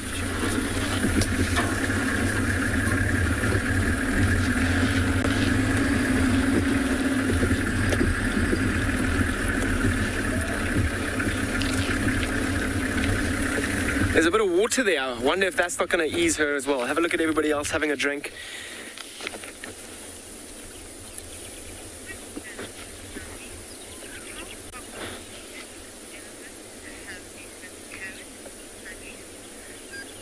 Snuggies, how often or common is it for an elephant to have a miscarriage? I'm sure it would be pretty frequent.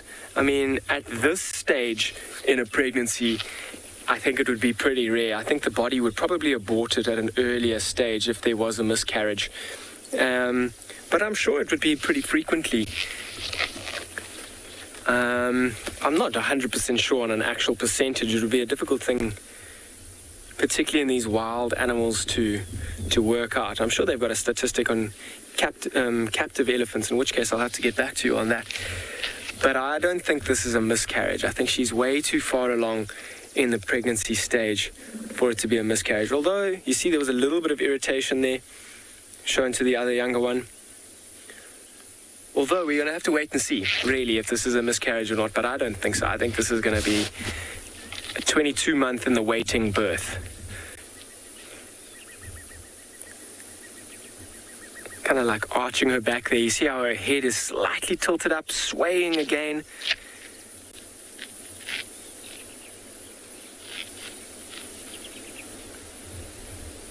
Did she even drink any water? I want to see if her trunk does look like it went in there. It's got a little bit of darker colors at the end. I didn't see her putting any in her mouth, though. It's kind of like that, going through the motions of feeding again. I mean, she wasn't really eating anything, but kind of just, see how she's kicking her back legs there? I wonder if it's not even got a slight itch or it's seriously uncomfortable.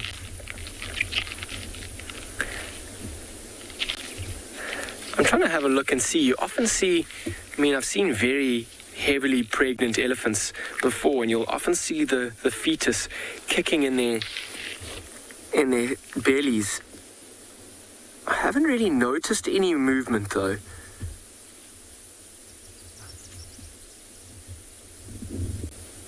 You look at the indentations on her forehead. She's an old female. And maybe that's one of the reasons that she's looking so calm. I'm sure if it was a young female or a first birth, there would be incredible discomfort and confusion, in fact. See that little one standing right next to her as well. Almost like holding mom's hand at the... I'm sure she knows very well that mom, or the female, it might be her mother. You'll have a look how she's going to try and suckle. You see that one? Very likely her previous calf, but mom's moving away, not allowing it to happen. You see those little tusks on that little one as well. That can be quite uncomfortable to mom, particularly when that calf is trying to suckle. Those tusks will push up into mom. So mom is being quite tolerant, actually, letting the little one suckle. I wonder if there's not this fresh new abundance of milk that's going to be required for the next few years to keep a brand new calf alive. I think this little one's actually looking more for attention than anything. Doesn't look like it's seriously trying to suckle. And if it was, I mean, those little tusks would be pushing Mom and actually hurting her, and I'm sure Mom would chase her away. You see how she's moved her leg, though? Not that happy with the little one suckling. She is coming right towards us as well. Not that I'm really worried, but I want to try and be as respectful to her as if this is the path that she wants to choose. I don't want to be in the way. Let's try and see if I can do a little loop around again.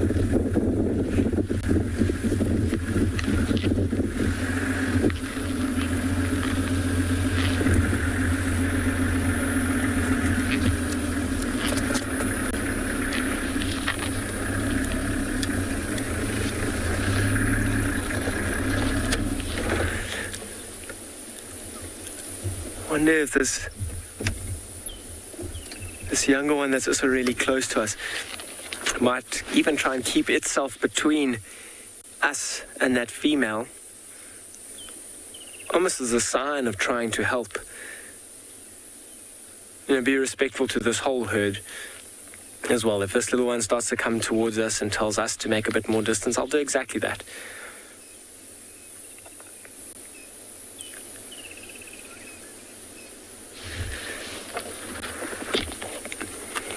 She's now standing right in the shade.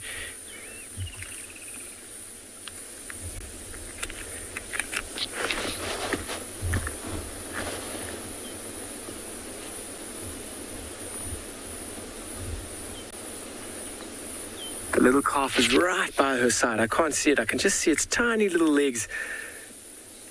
Mom is kind of leaning over.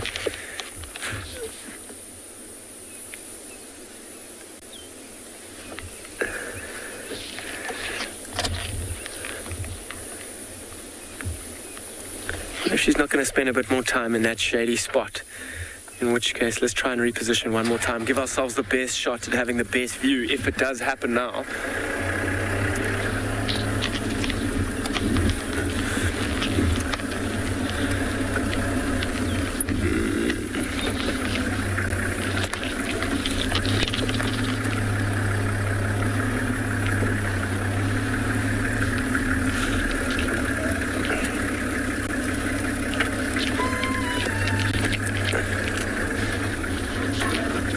How's that, Biggs? You all right there? Cool.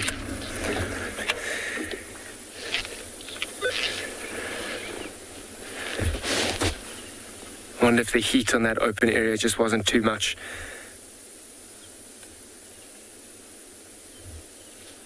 Throwing a bit of sand on herself. She's just kind of going through routines as she usually would, maybe as a form of distraction.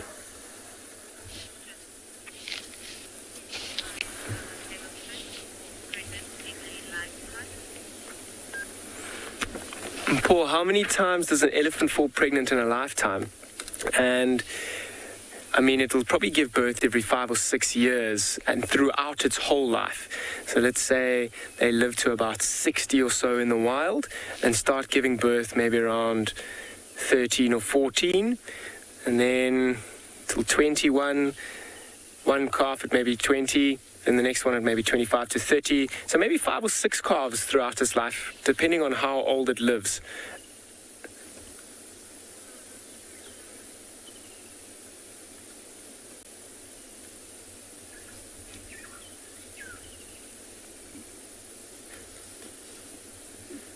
Shame, I'm really enjoying how that little one, I'm sure it's that one, this female's previous calf, is standing right by Mom's side, hey?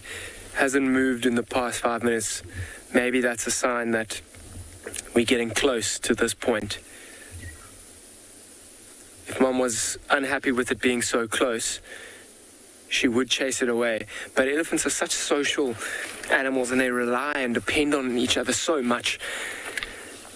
I'm sure she'll appreciate that extra comfort being so close to her, and you'll see the little one being so close, these other ones coming close, they're almost providing support and comfort to this female. It's really special to see and to witness, in fact. I mean, the fathers really have absolutely nothing to do with the babies once they're born, but the females, they'll spend their entire lives with their herds, and then all the females will be related, from the older ones being like grandmothers to cousins and aunts, and they have incredibly tight bonds which develop over their whole lives. They never ever leave each other's sides, and they rely on knowledge passed on from generation to generation, from mother to daughter, on where food is during certain times of the year, how to find water at certain times of the year, after which rains, where they must go. It's really fascinating, and this little birth is just going to be the next link in the chain. And I'm sure that little one is super excited to welcome its new sibling into the world.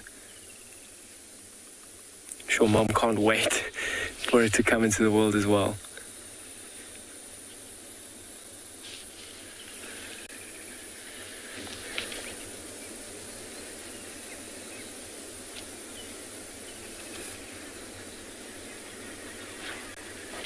I think this female's done a really good job.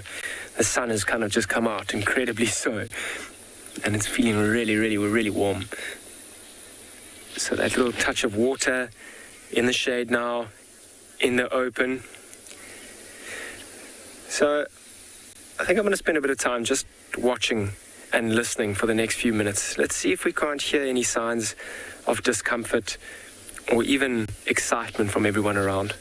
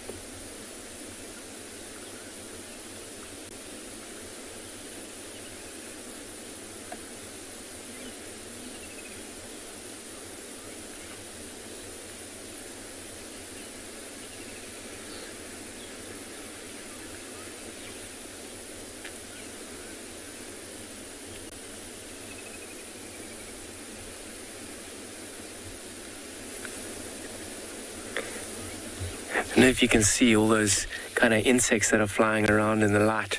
They're kind of reflecting, and I'm sure they're driving this female incredibly mad.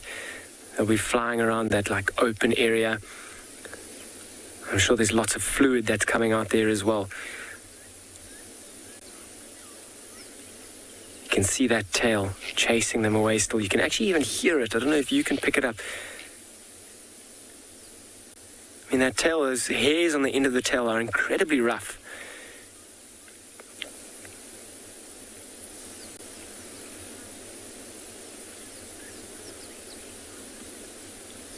Changing stances and changing positions all the time.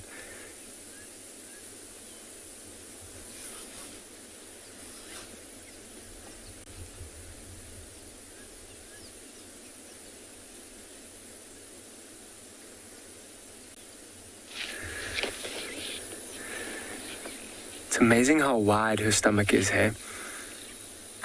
I mean, that baby's really, really ready to come out.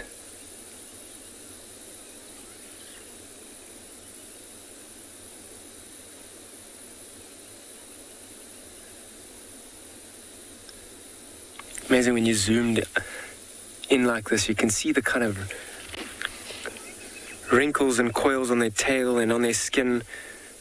Super thick, super rough skin.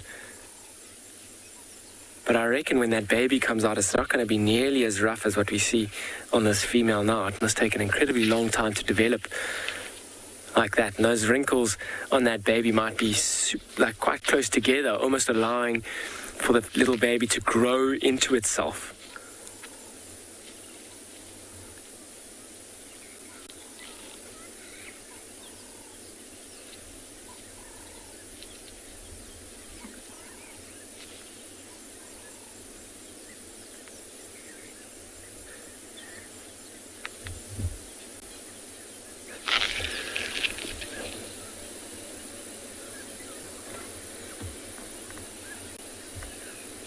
The little one's kind of moved off. I don't know if it's just got a bit impatient with this process.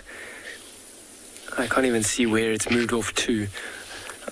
I'm sure it's going to need to continue to feed the little one, or take advantage of this time of the day to continue feeding, but not going to go too far. They're not going to just abandon their matriarch in this desperate time of need and this time of joy as well.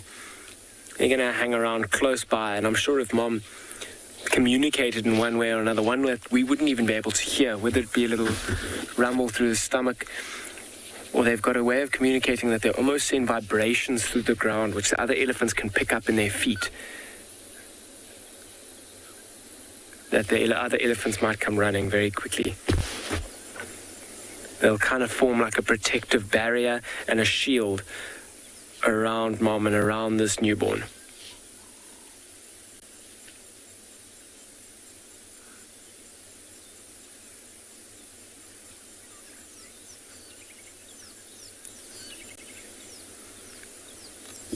She's also just waiting, huh? She's just standing there waiting.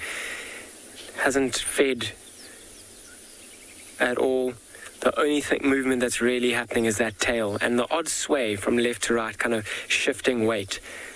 I mean, that extra weight to the calf that will be up to about 100 kilos or so is an extra weight that might put a bit of pressure on her.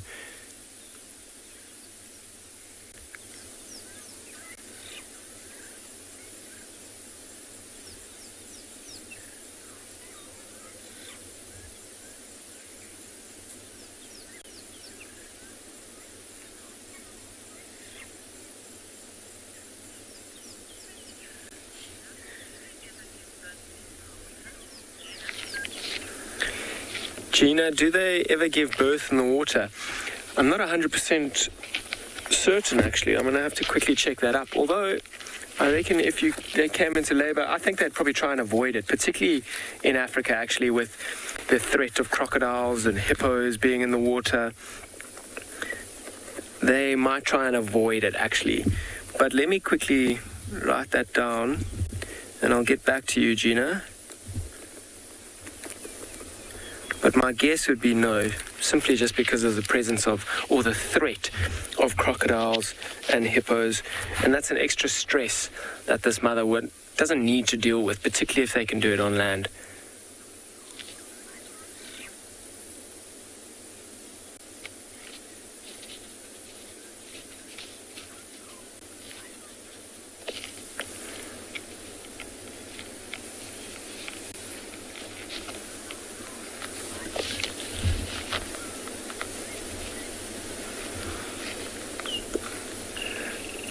Some signs of discomfort there. Scratching herself in the front, kind of just waiting. I'm sure there are a lot of mothers back home watching that can sympathize with this cow. I mean, I sympathize with her. I've never been through anything like this. She's seeming to be walking relatively comfortably. I mean, all things considered. Move back a bit.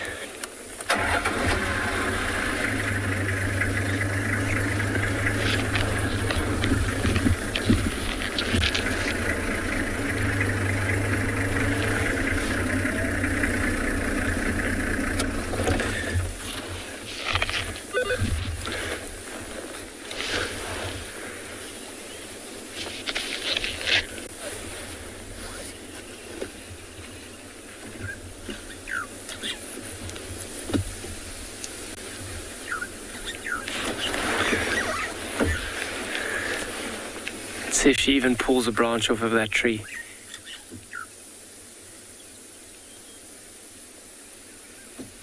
Trying to pull it off.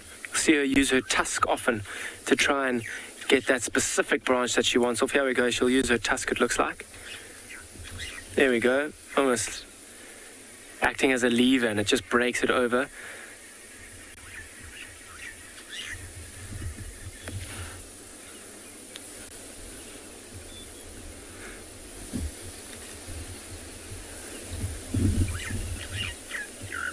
I wonder what's made her pick that tree at this moment in time. It's like she just moved from the previous quarry, which elephants don't really eat so much, to this tree.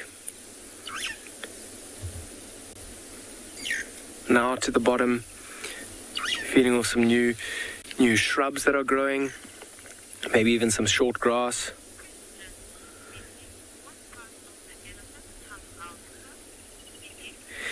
Nikki, what part of the elephant comes out first? I think it all comes out almost together in one kind of drop. So you see between her back legs there, you can almost see a part of what I would presume to be the embryotic sac, or the whole elephant will kind of drop out in one kind of drop, as far as I'm aware. That's how I've seen in the videos before. It's kind of like this labor process which goes on for hours and hours until it eventually just kind of drops to the floor with a whole lot of fluid coming out. And then it kind of opens up out of that sac, and then the mom will go there and kind of unwrap this sac and get the baby out of there and allow it to take its first breath and give it some time before it takes its first steps as well.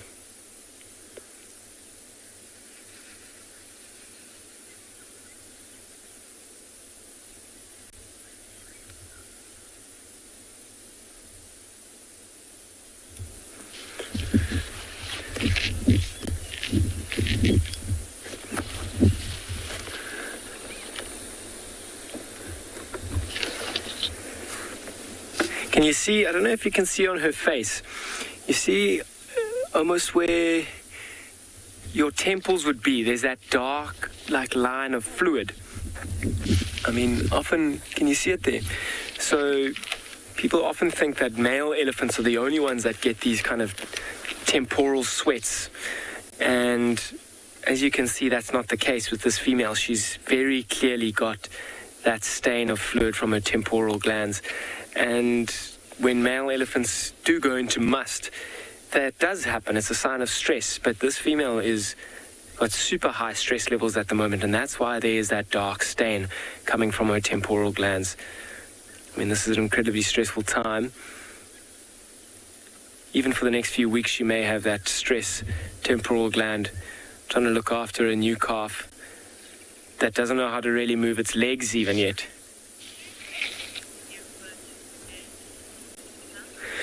Musa, I think she's going to give birth today. Let's say I'm optimistic. I really hope she does. I can't answer that for sure. However, judging from her discomfort levels, and even in the past hour and a half or so, the development in this process, there is a really good chance that she could give birth in the next 2 to 3 hours. Might even be the next half an hour. Musa, I hope you just stick around with us here, and maybe we might find out.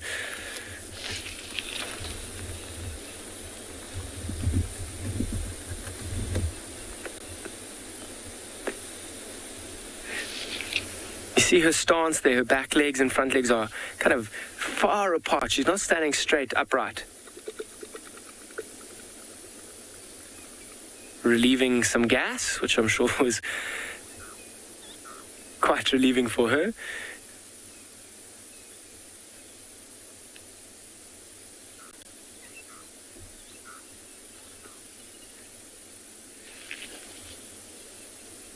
Wonder if you guys all heard that back at home. It was quite loud, actually. I'm glad I wasn't being downwind of that one when it came.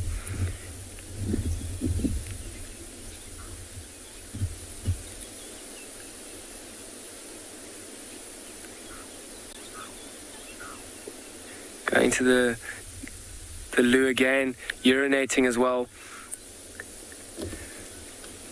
Previously, when she's done this in the past, hour and a half or so, it's actually almost, I'm sure with her contractions and her pushing, going to the bathroom actually pushes it out a little bit further.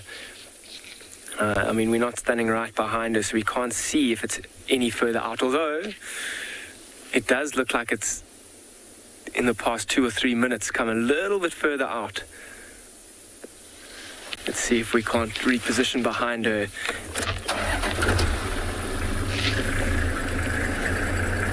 So it will take the direct sunlight out of the camera as well.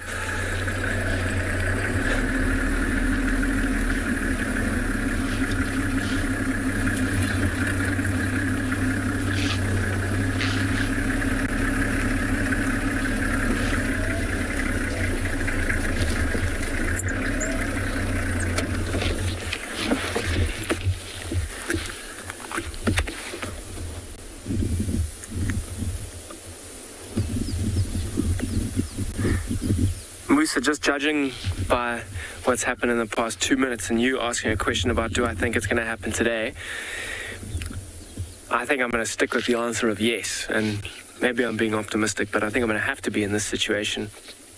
I really want her to give birth for all of your sake, for my sake, for her own sake as well. The sooner the better.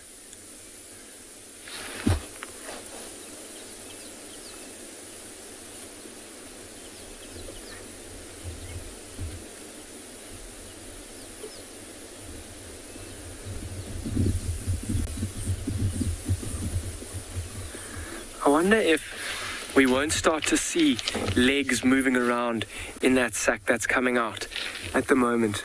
I wonder if the movement of the calf might not encourage it to drop out.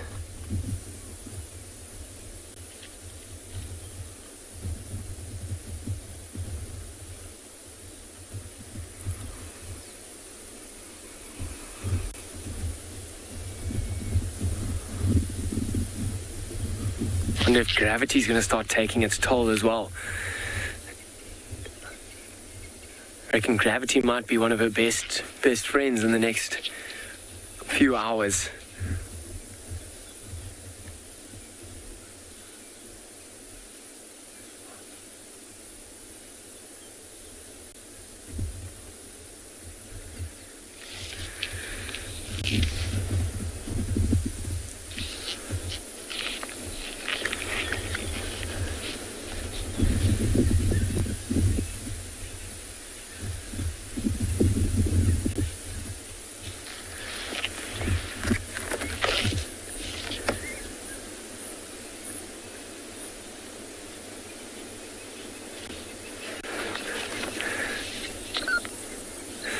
It's amazing. She's kind of just walked off for now. I know you can't smell anything, but she's kind of walked through this open area, and there's a lot of this wild aniseed that's around.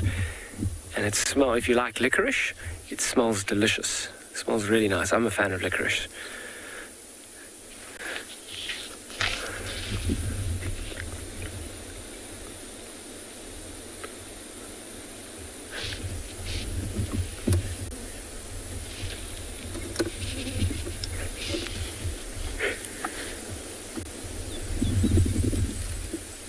Lifting her tail again. I wondered if she wasn't going to go defecate again, almost pushing again and getting that next step.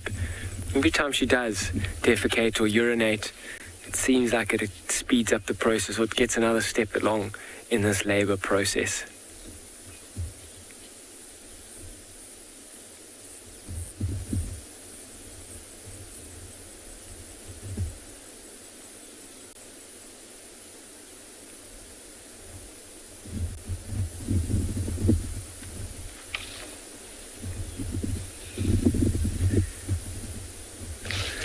Look at that stance. You see how she separated her back legs almost for balance.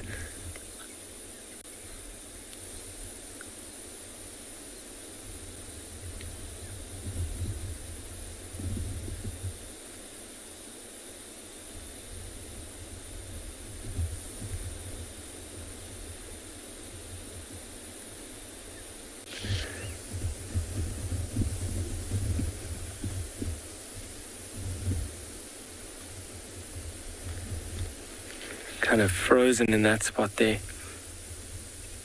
now she's going again. I wonder if walking doesn't ease the pain in this process. I mean, that sack is almost swaying between her back legs and hitting her legs.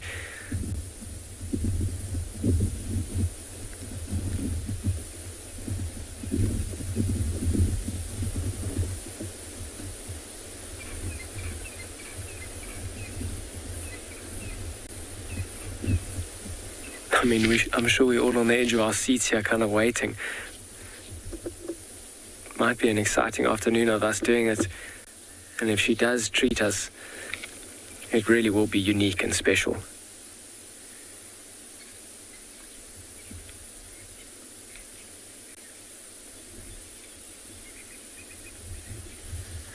Let's see if I can't reposition one more time. Almost go towards where she's going.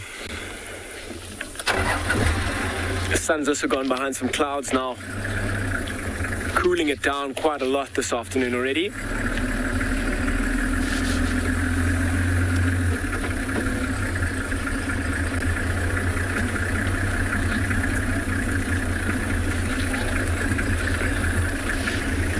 Just want to make sure I don't drive into the rest of the herd.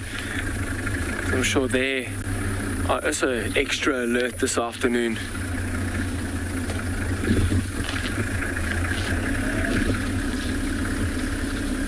Looks like a good spot to watch her for a while.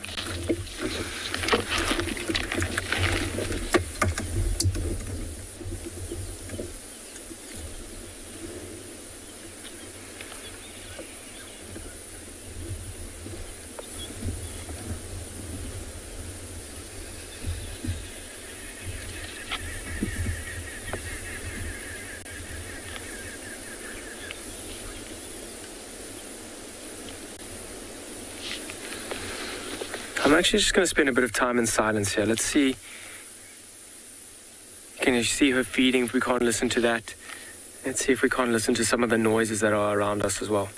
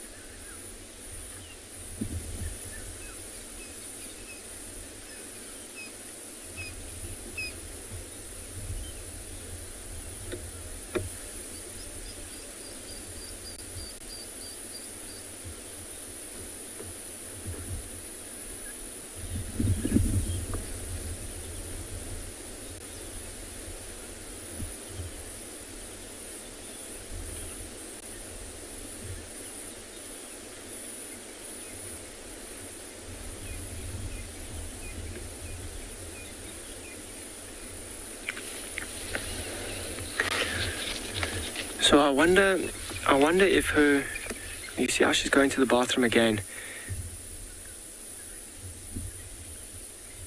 It's quite strange for her to be doing this all the time. I wonder if she's not waiting for the cover of darkness to kind of be still and have this undisturbed. I mean, most of the animals are moving around at this moment, and there's quite a lot of activity and attention. Although giving birth in the dark might attract unwanted predators, although a big cow like this is more than capable of defending herself, particularly with the rest of the herd around. She's just moved behind that bush. Let's reposition one more time. So I really hope it happens during the day and that we get to watch it, although maybe it'll happen this evening under the cover of darkness.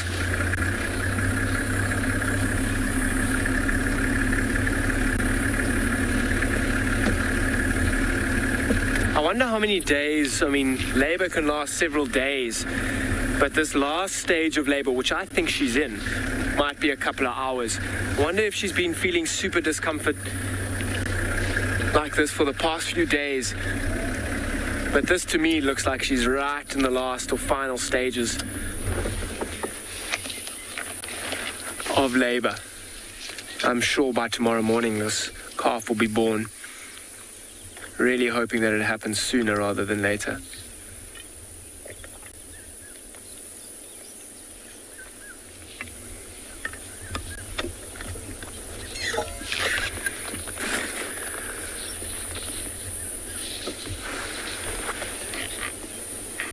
It's amazing the color difference. I mean, that big gray elephant and that pink, very fresh amniotic sac.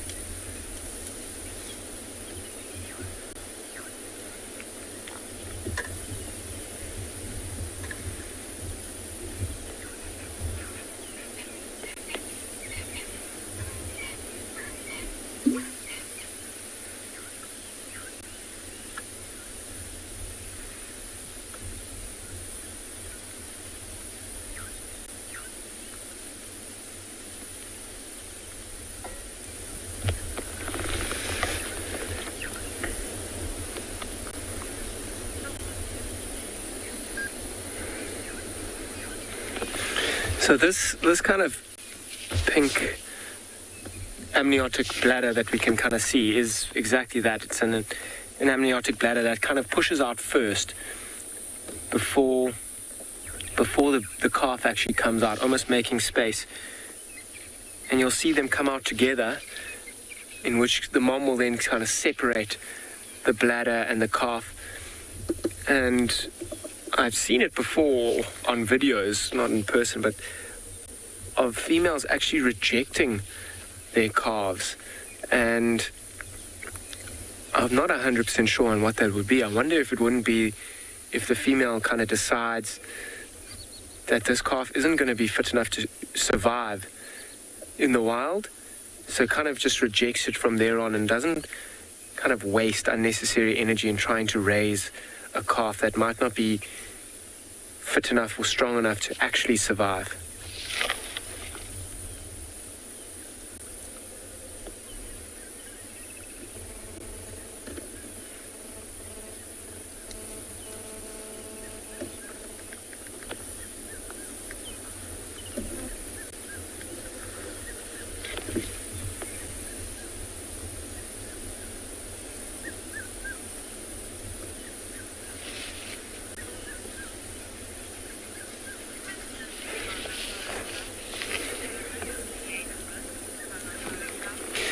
Kalahari child, can an elephant delay the birth? As far as I'm aware, yes, they can. They can delay the birth, particularly by several hours, and that may be to kind of find a better spot to give birth in, better conditions. I've actually been told that lots of wild elephants actually give birth at night to try and have this undisturbed environment. So that might be what this elephant is doing, in fact, is actually kind of holding off before it gets a bit darker to kind of allow herself to give birth. It's not to say that it won't happen during the day. I mean, the beauty of this African bush and being live is the actual unpredictability of it, and that things you read in the books, and obviously they're there and they are factual and true, but they get disproven all the time. I mean, people always talk about lions being solely nocturnal and only moving around during the night, but there's many, many times, and I'm sure you've seen it on the show many times, of lions hunting during the day and moving around in the heat of the day when they really should be resting according to books. I mean, it almost looks like she's gone into a more comfortable state now than she has been in the past hour and a half or so. I wonder if she isn't holding off for this evening. It's almost like that amniotic sac has also been kind of retracted back in a little bit.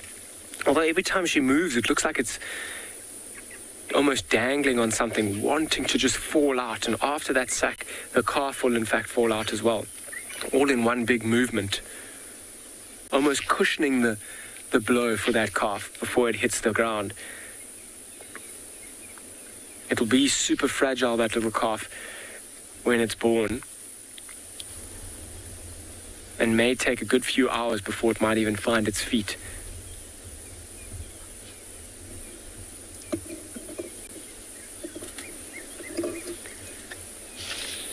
But you can see how uncomfortable she looks once again, leaning to the left side. She's been favoring that left side far more than the right side this afternoon.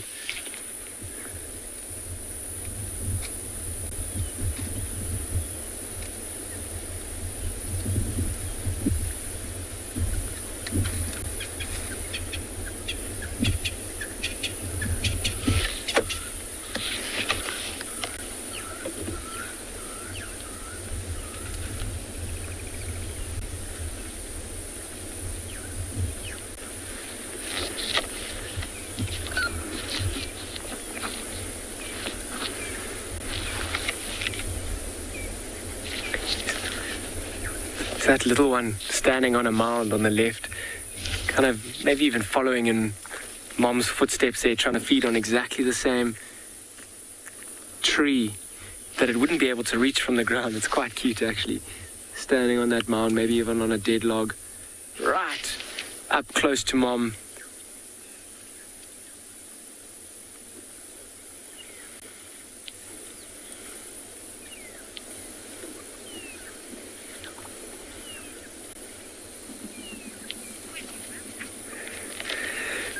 Okay, so for the meantime, I'm going to stick around here the whole afternoon, so don't move too far in case something exciting does happen. But while I'm sitting here and she seems to be feeding quite consistently, I'm going to send you somewhere else. But don't go far, I'm sure we'll be back here shortly.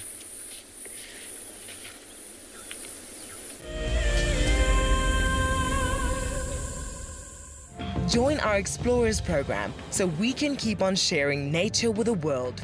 For a monthly subscription, you will have the opportunity to win fantastic WildEarth expeditions, have access to an animal identification app, receive weekly highlights from our shows, and much more. All the money will go to keeping these live safaris on air, which in turn connects a global population with nature.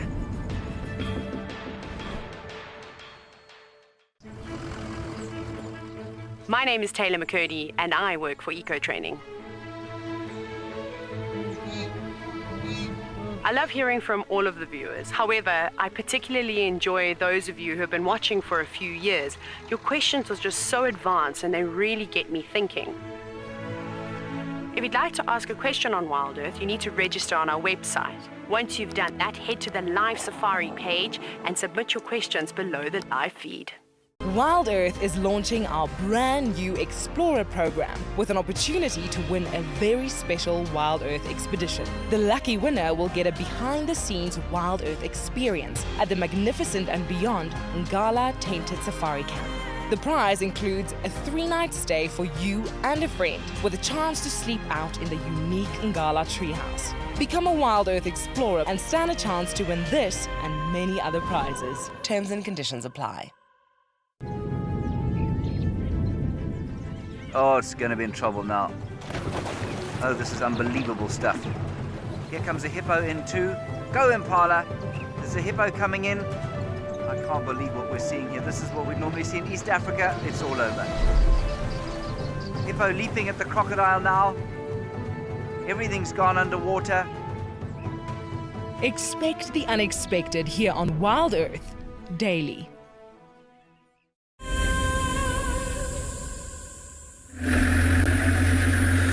Welcome back, everybody. Now, we haven't gone too far. I've just kind of moved around. There's a small little watering hole that one of the other bulls, or younger bulls, it looks like, have come to have a drink at. And I'm sure the female's on her way here. I'm going to ensure that there is more than enough space between myself and this female in particular, but the rest of the herd as well. I want to try and remain as neutral and as sensitive as I possibly can. This is an incredibly sensitive sighting and quite a stressful time in this elephant's life. So I'm going to remain as neutral as I possibly can and give her as much space as I can. I've been keeping pretty much a constant distance of 40 to 50 meters away, and any signs of discomfort that she shows to us, I'll increase that distance as well at any point, allowing her the comfort and the space that she really does need. There's two knob-billed ducks that are swimming in the water there.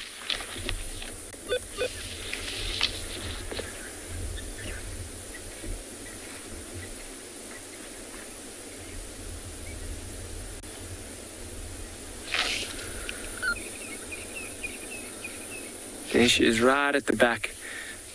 I mean, she is the matriarch and the leader of this herd.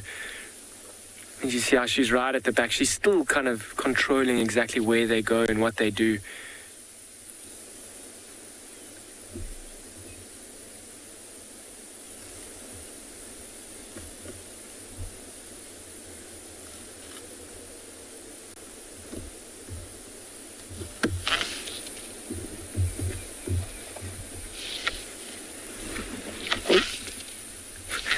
One of the younger bulls seemed to chase that knob-billed duck away.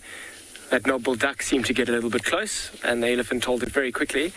And those are kind of signs that I'll look out for as well. If I am too close, they'll give me a real good sign and tell me that, in which case I'll make some more space.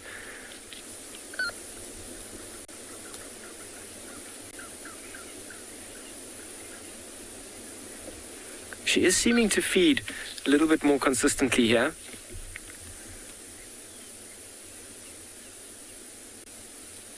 I wonder if that's not just a different stage in her labor.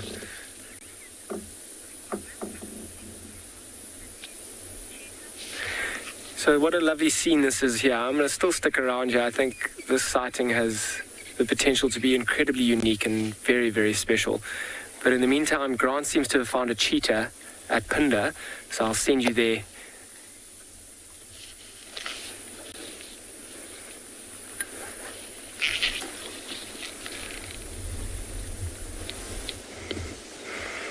Well, it sounds amazing what Dan is showing you guys, or us all at the moment. And we are back in action on Phinda. We had a little bit of a difficulty with our car. We had to take it to the workshop to get checked out, but we're all good to go, back up and running. And we've managed to find another cheetah, and it's a female cheetah. And when we initially found her, she was very skittish. And we are not too sure what happened, but she was behaving very strangely, looking over her shoulder quite a lot and moving quite low to the ground. So something might have happened with her before we actually found her. And we followed her a little bit, and we kept our distance just to make sure that she had the best chance to get away if there was something maybe following her. But we didn't see any sign of any danger for her, and yeah, she's slowly calmed down. She hasn't been looking at us, so and she has stopped looking over her shoulder as well. So she seems to have calmed down now. You'll see she puts her head down to the ground and rubs it, showing that she's quite content now. I think whatever was concerning her earlier, she feels is no longer a threat or no longer a concern to her. But you'll see her ears, you can see how that black sticks out, and then every now and then she actually tucks them right against her head and you can't really see the black anymore, and that's when she's pointing her ears in our direction.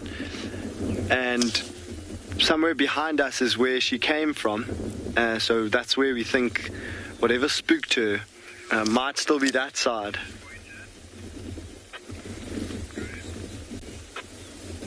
We are constantly looking all around us just to see if there is anything. So we are going to stick here, and I'm going to send you across to Dan to see what is happening with the elephant.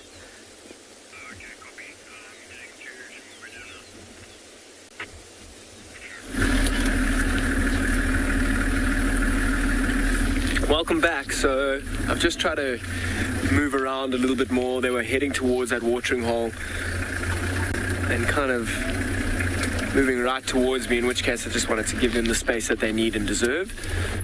So here we go on the other side. Here is the female again.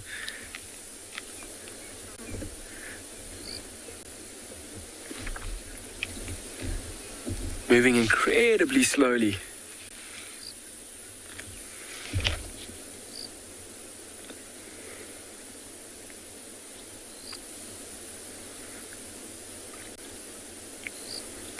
Look at that back left leg kind of up on its heel, resting. That's the side that's been taking most of the weight this afternoon. And as she comes this way, I'm going to be extra respectful and move out again. Just make a little bit of space. She's not showing any signs of irritation towards us, but I don't want to even get to the point where she needs to. Rather be extra cautious.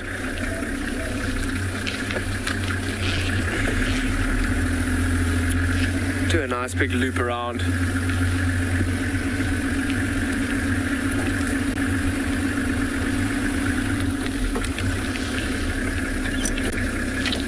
Just watch your head and hold on their beaks.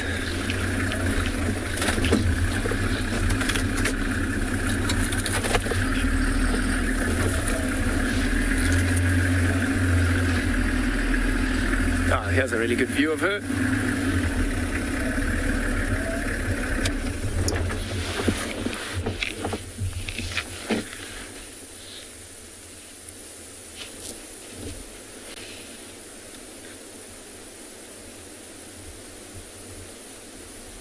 See how that back leg, I don't know if you saw it, kicked her back. I'm sure there's that discomfort and maybe a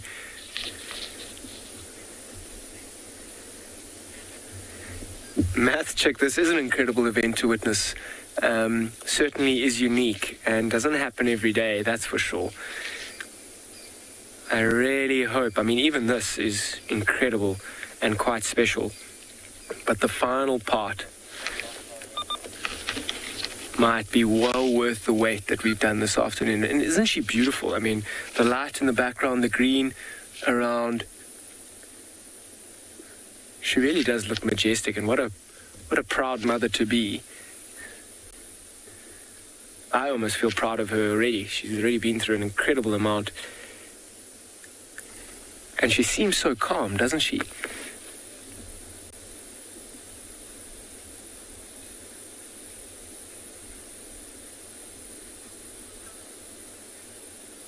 Seems as if this is just a small feat, but it's massive and incredibly difficult, I'm sure.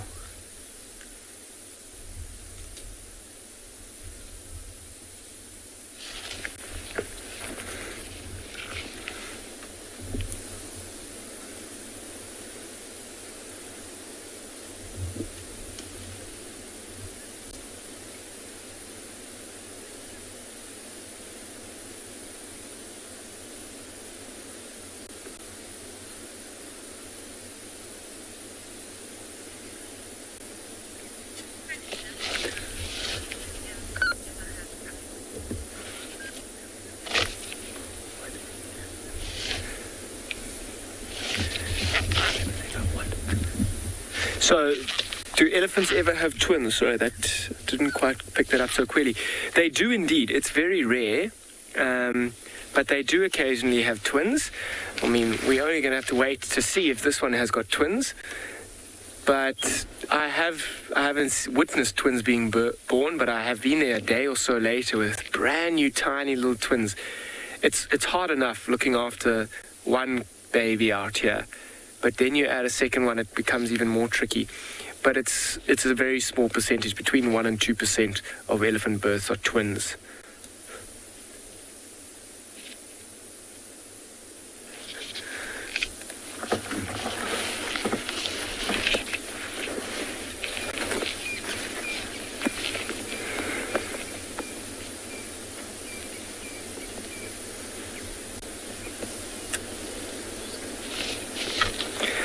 So with her coming here as well, let me make some space. It's almost like she's following us around.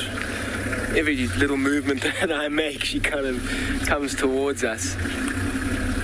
But I'm going to stick by being extra and even oversensitive towards her.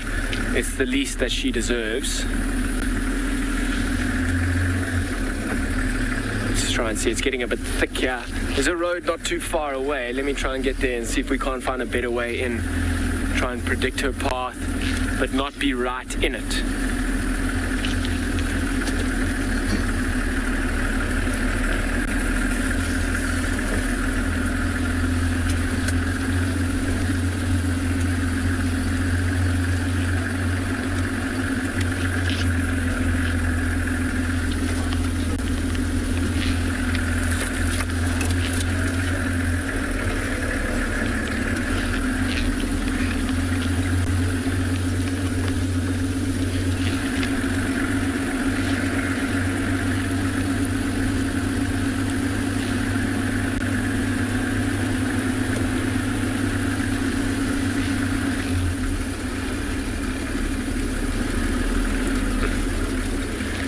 Try and get through that gap. What do you reckon be good? Happy with that? Bit forward. Let's have a look and see if we can get it from this gap. Bit forward.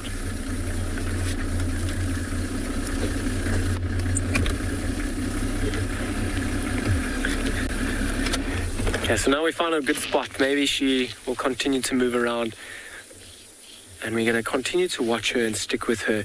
But in the meantime, I'll send you to Tristan and his hippo.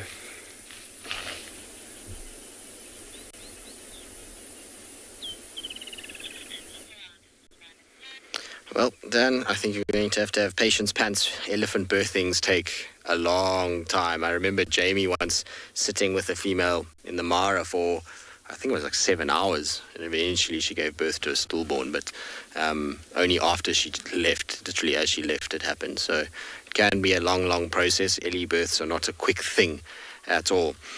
Anyway, we, as you can see, are no longer with Tandi's cub. Unfortunately, we had to leave the sighting due to a number of vehicles. Not having much luck this week when it comes to leopards. Every time we find one, we've either got an issue that we need to leave it, or it's the end of the drive, or elephants are potentially giving birth. So hopefully at some point we'll find a leopard and be able to spend a fair amount of time with it. But I'm hoping to maybe get back to him. We're just waiting for the vehicles to go through, and then we'll try and head back into that area. In the meantime, though, we're at Buffelshoek Dam, just having a little relaxing afternoon, watching the hippos. We've watched a few waterbuck come down. There's been a grey heron fishing. No sign of our saddle-billed stork or yellow-billed stork this afternoon. Seems they've found greener pastures. Maybe the fishing is not so good here after they spent the weekend in this area. Maybe they've outdone it this weekend, and so they've returned home, wherever that may be. I suspect if you actually check Cheetah, you probably find them all on Buffelshoek. Maybe they might have gone that side. What's also interesting is we don't have as many hippos as we did have in Buffelshoek at one point. Seems the hippo numbers are less. At one point I counted 12 hippos in this dam. Today I've only seen, I think, 5 so far. Maybe there's more, I'm not sure. But it seems as though there's only the 5 of them. I haven't seen that. There was a female with a small baby that was in here, but I haven't seen her this afternoon. I think I can see one having a big yawn. It's that time of the day for hippos to start yawning as they potentially start moving kind of out of the water and off to go and graze. And because we've got quite a thick bank of cloud this afternoon, it's going to get dark a lot earlier, and so you'll find these hippos will probably leave the water earlier rather than later. You can see they're all starting to shift closer and closer towards the banks before they'll then start going out and heading off to go and feed. All right, well, we're going to be patient. Hopefully we'll get another view of Tandi's cub. In the meantime, though, let's send you back across to the elephant saga.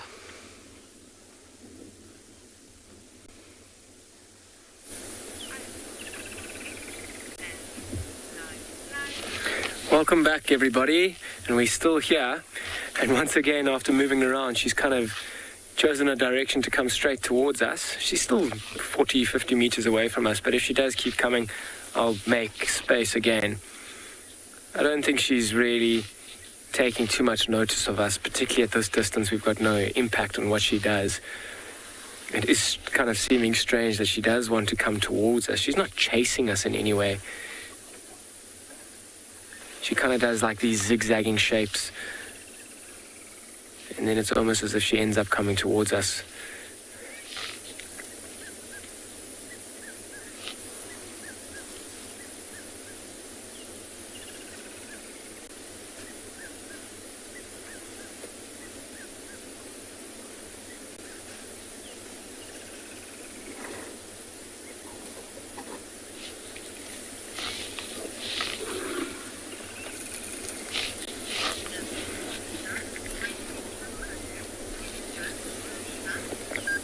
Miva, might she trumpet before giving birth? Maybe if there's some serious pain, she'll almost trumpet in a form of pain.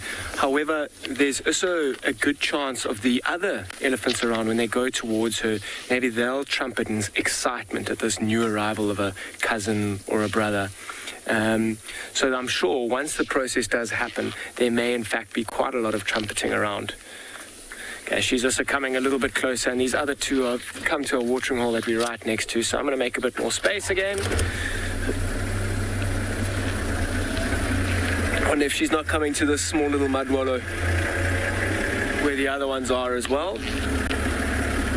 Let's try and pick a good route. Maybe I'm going to go from behind her rather than in front of her from here on. If I can find a spot to get in here. Let's quickly just do a little U-turn and try and find a spot behind her. Sorry, BK.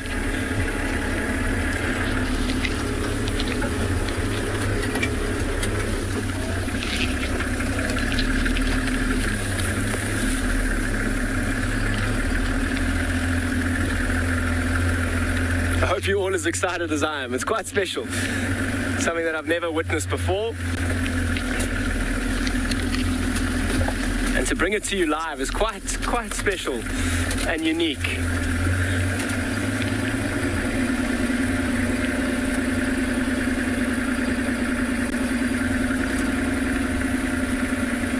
Valley in the right place in the right time, what a privilege. That is the beauty of this place. If you are in the right place and you are at the right time, the things that you can see and witness are really, really special.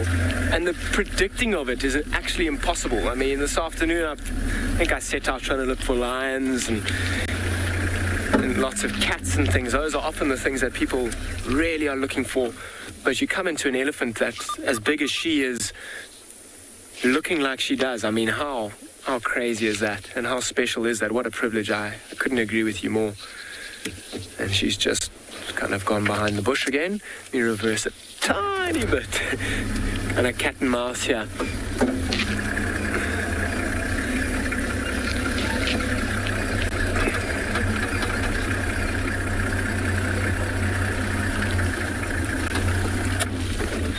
Just get this aerial out the way.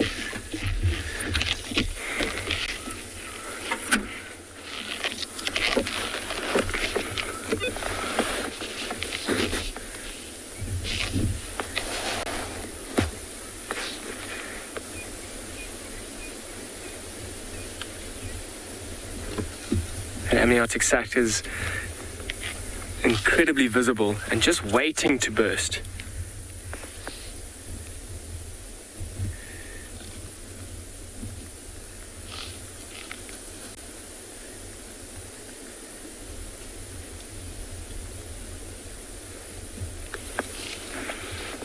She's kind of walked towards that water where the other ones were drinking.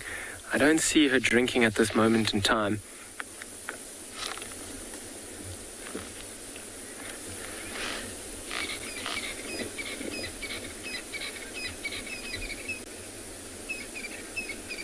I mean, this little calf, once it's born, it'll probably take around an hour or so for it to really find its feet, with a lot of encouragement from mom and the rest of the elephants, kind of pulling it closer, trying to help it up to stand up.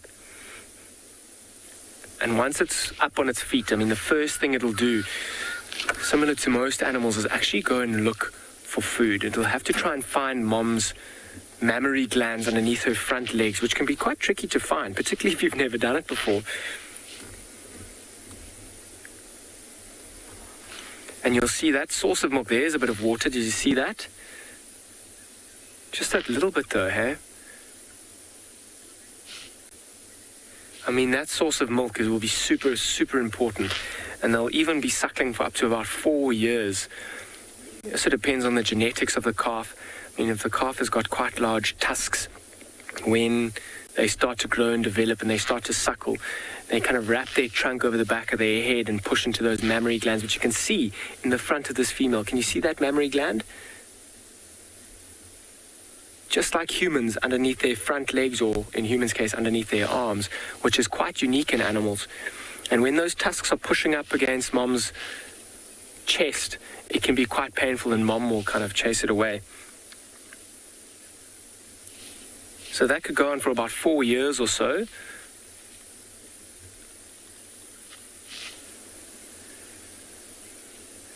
But for the first 6 months of life, or around 6 months of life, it will almost solely be milk. And one of the reasons for that is their trunks.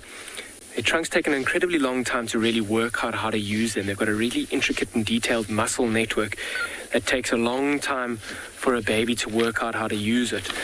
Let's try and see if we can reposition one more time.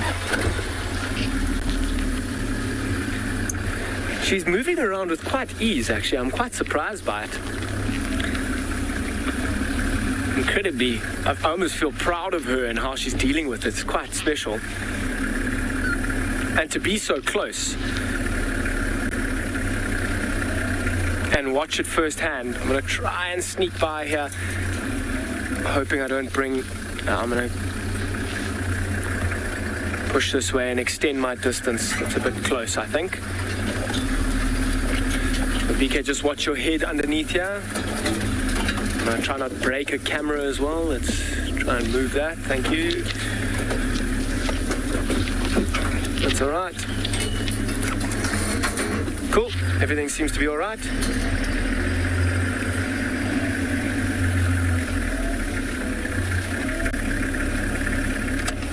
It seems like it's all right for now. She is moving along the road. There's a road right there.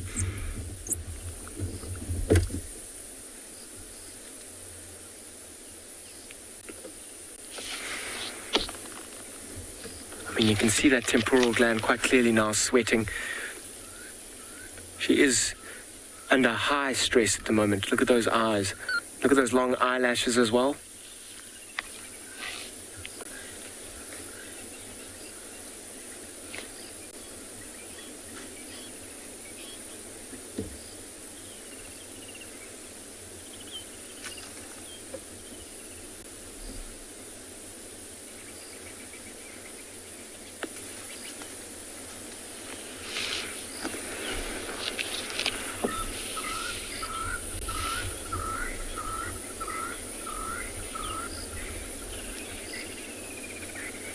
I mean, while I'm in silence as well, I don't know if you can hear some of the birds that are calling.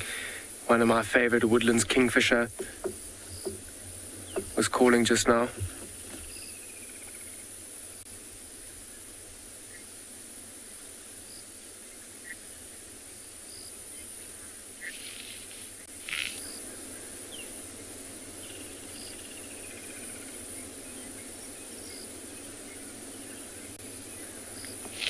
I mean, this calf, once it is born, it will be with mom until it reaches adulthood. I mean, the males will kind of almost be adults when about 14 or so, kind of like similar to humans when testosterone starts to develop and they then get chased away from the herd. But if it is a female, it'll be with this group forever. And it will live with its mother until she passes away. But by that stage, I'm sure she would be raising her own calves and continuing this generation, and particularly the knowledge that gets passed on is absolutely amazing.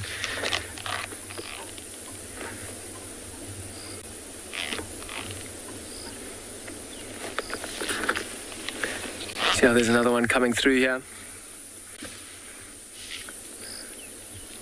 Let me try and move around a little bit more as well, moving into a bit of a thicker area. So when I can't see her, so let me go and find a better spot to view this from. I'm going to send you to somewhere else for now. and come back here shortly, see how far along in this process we are.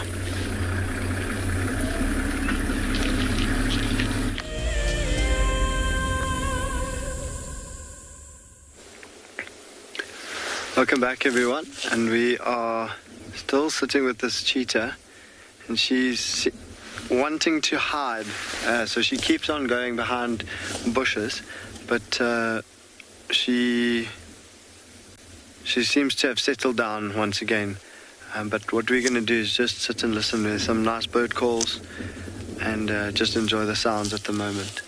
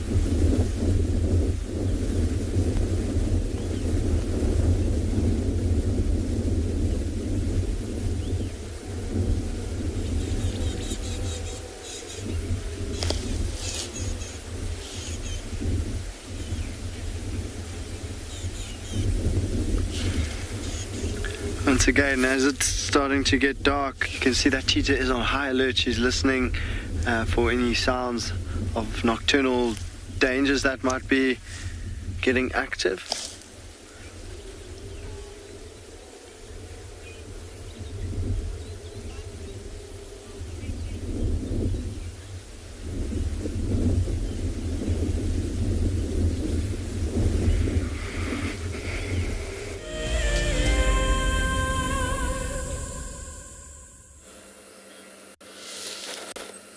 Still here at the den, things are much more calmer than it was.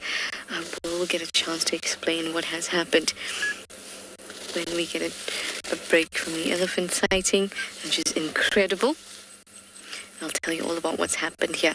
Also, I'd like to mention that if you want to know what's happening, there's exciting stuff happening at WildEarth. And if you want to know all about it, go onto our website, become a WildEarth Explorer. You can learn all about it at wildearth.tv/explorers. But for now, we're just going to listen in a bit of silence.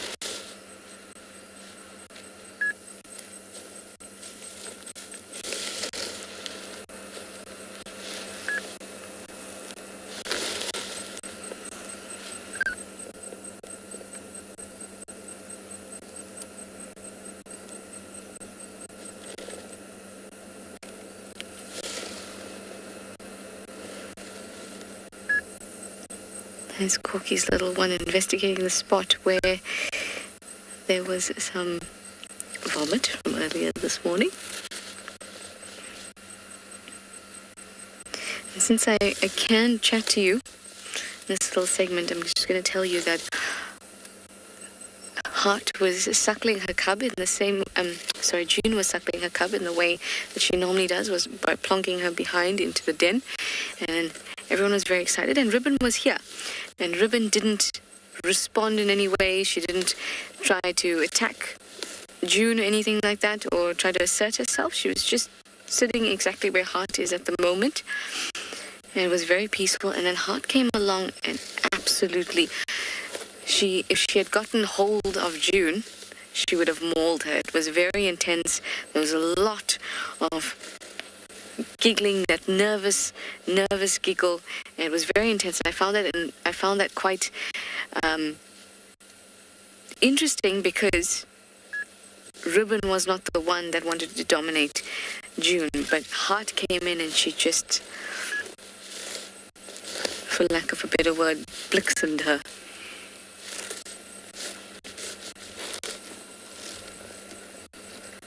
Absolutely, just, she had the biggest go at June and chased her off. There's a lot of noise, and now June is gone. And then Ribbon kind of stood around the den and looked in the direction of Heart, almost as if almost as if she wanted to call her back. It was very, very interesting, and I wonder what the relationship between Ribbon and Heart is for Ribbon to behave like that, and for Ribbon to behave almost in support of June and Heart not. It was very, very, very interesting. Anyway, let me send you back over to Dan and that elephant birth. I hope we'll get lucky.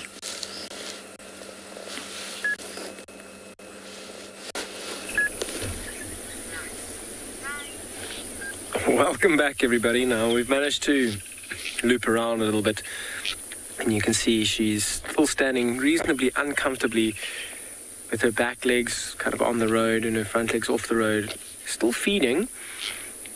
I wonder if she isn't kind of holding off for the sun to completely go down. I really hope she isn't, but just over the past 3 hours, it almost seems like it's kind of stagnated a little bit at the moment. She's starting to walk a little bit quicker, but that sac is still, that amniotic bladder or amniotic sac is still super visible out the back. You can see between the back legs and only maybe like just more than a foot off the ground.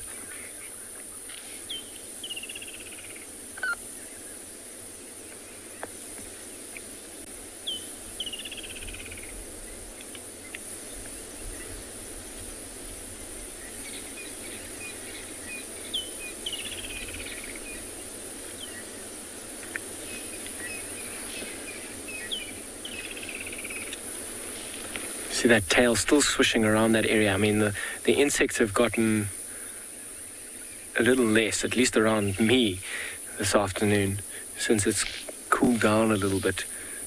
I'm sure they have around her as well. But you see that tail kind of permanently going, keeping the insects out of that newly exposed area. Let's see what she does if she comes back to the road or if she keeps going straight. I think the road is the path of least resistance and might prove to be easiest to her.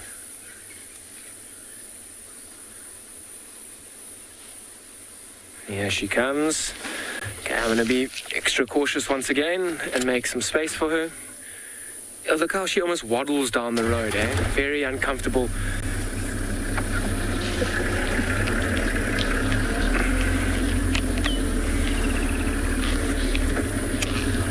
I am kind of like on the road as well, so I might just stay not far away from here while I watch her, and if she does keep coming, I'll just keep going forward.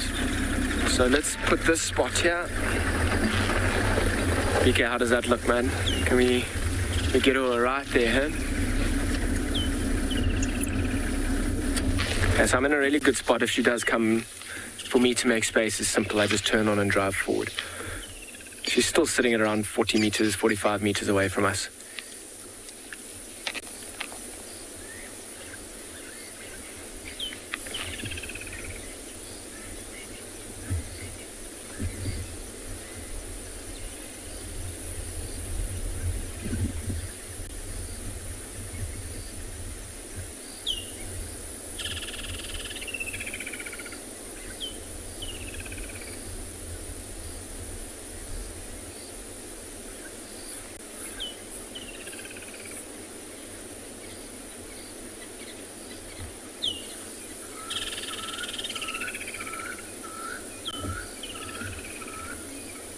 She takes a few more steps, I'll move as well.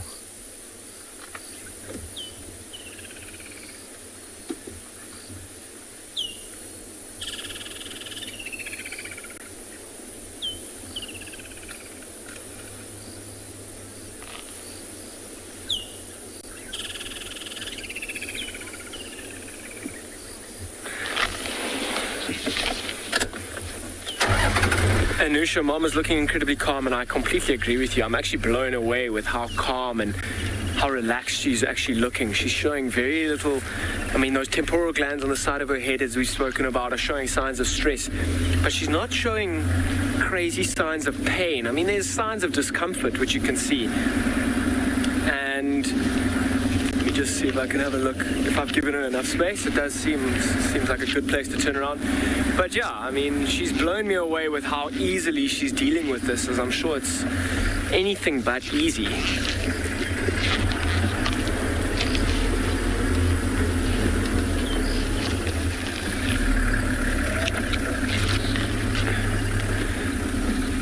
Just want to see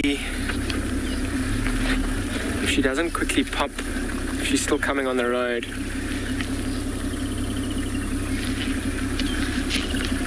Let's see if she's coming towards us or if she's changed directions.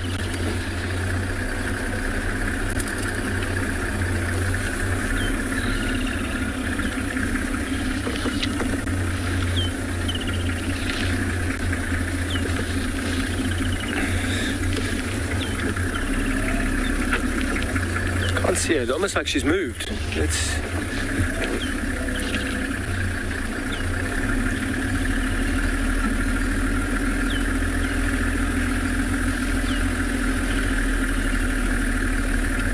She is still there.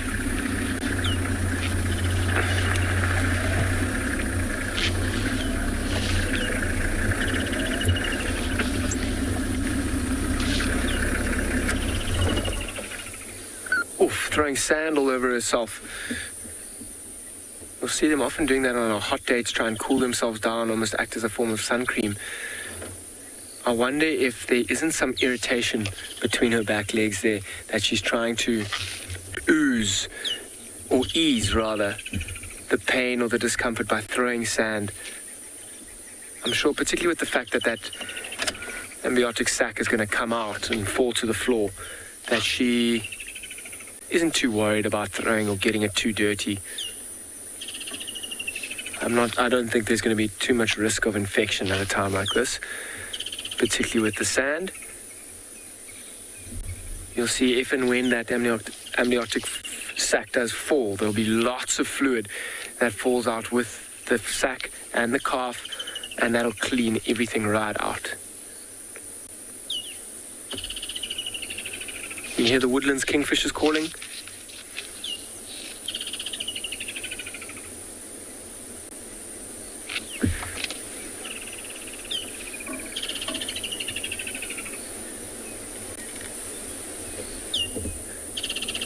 She's breathing quite heavily. If you watch her carefully, like her whole body is like moving up and down with every breath. It's like these slow, deep breaths.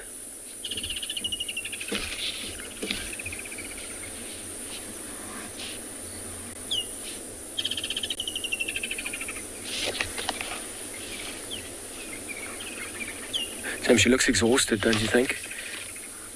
I mean, particularly that left eye looks like it's almost half asleep. Trying to close. Yeah, give her a bit of space.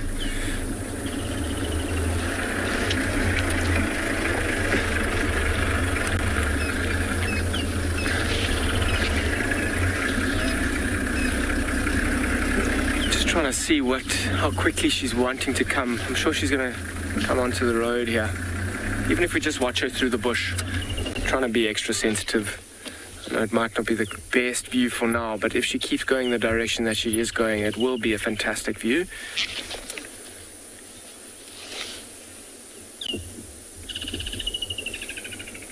Here she comes.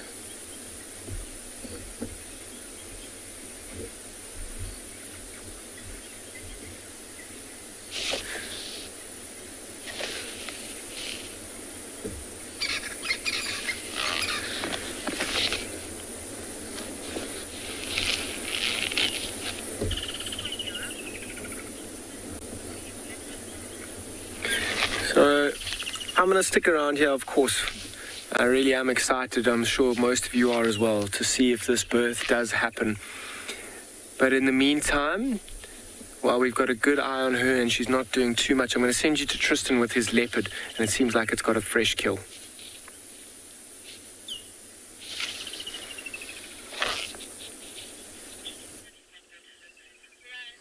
We do have a leopard, but we have Mom now.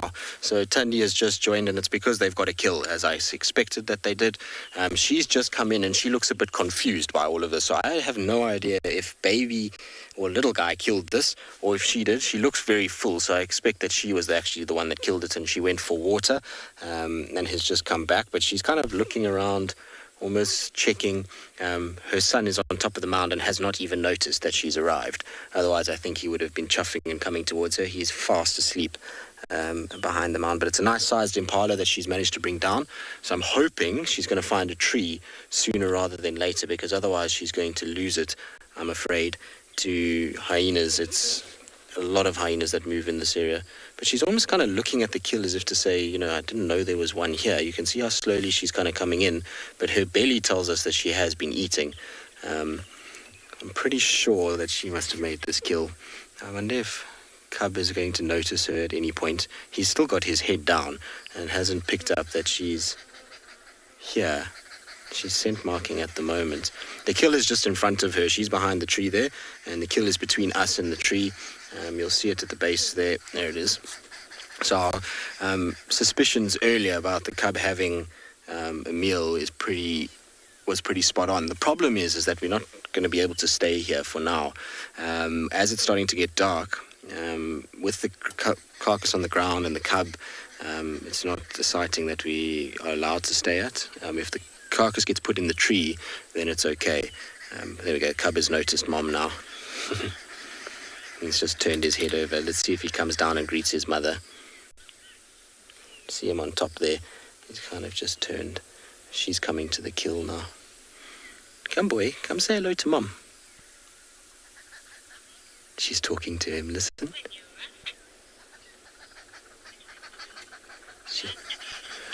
All right, well, I'm going to leave these cats apparently and send you back to Dan with the elephant.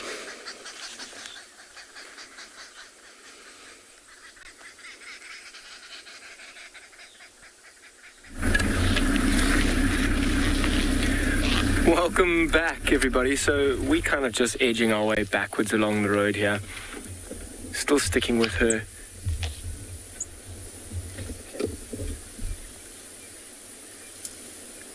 Once again, it's almost like she's chosen the path towards us, which is quite strange. There's another road that's going that way. The rest of the herd has gone that way as well. I wonder if it isn't this kind of connection that we've made in the past 3 hours or so of watching her. Let me focus on reversing here as well.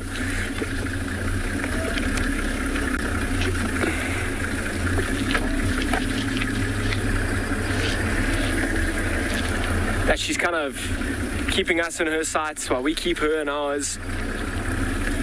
It'd be amazing if she just solidifies this connection with this final birth, which I'm sure she's desperate to do. I'm wondering now if she isn't really waiting for the cover of darkness and for it to be really still around and the attention to be completely off her. As I said, my worries and thoughts about giving birth at night would be the presence of predators around. And I mean, although this big female and even the other members in this herd are at no risk really to lions or hyenas, a brand new calf that will probably take about an hour or so to stand up on its feet and move around is incredibly at risk. And to me, I mean, Mom giving birth at night, although it might be cooler and the presence of everyone else is not on her. Oopsie, so I need to put BK into the thorn tree there. Yeah, I think she would be worried about those nocturnal predators that might be moving around, and particularly if there is quite a commotion and a celebration from the rest of the herd, that'll attract all sorts of attention towards her, particularly at this particularly intimate time. Look how she's kind of resting her trunk over her tusks, trying to conserve energy. Standing very awkwardly as well. Look at her front leg kind of right behind her back leg, her two back legs. I mean, her front left leg kind of behind her front right leg, her two back legs still separated. Really hoping that gravity almost brings and pulls that amniotic sac out.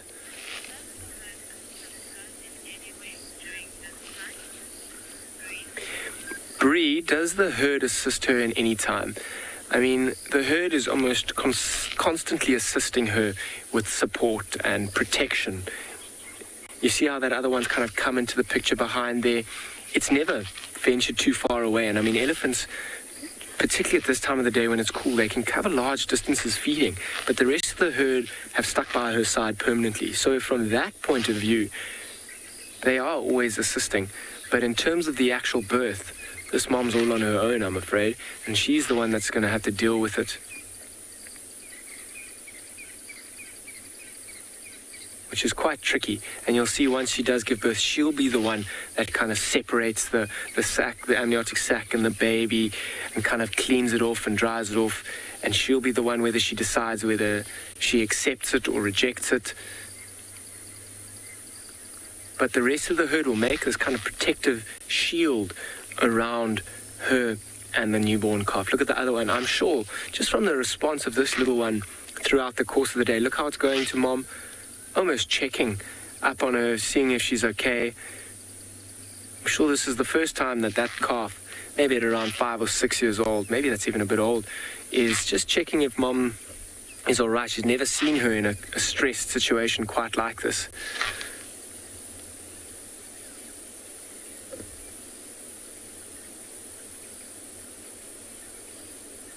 I love that trunk kind of over the tusks. Just taking it easy, conserving energy that she's really going to need all her energy for a little bit later.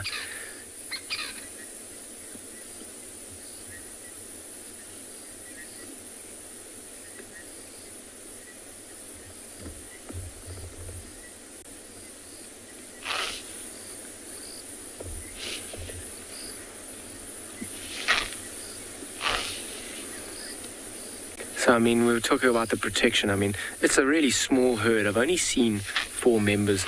And then the 4th one that we haven't seen is just come into the road at the moment. Here it is. Moving around, never leaving the side of this female. I mean, she's quite vulnerable at the moment, but that calf is the serious worry. And a small herd of 4, they actually will really welcome this extra member because of how social these animals are. Look at the little one having a wee at the back, right behind mom. Better hope mom doesn't do the same at this point.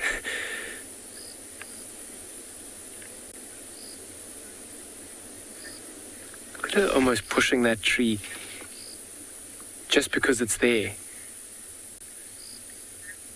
She's not feeding off it at all.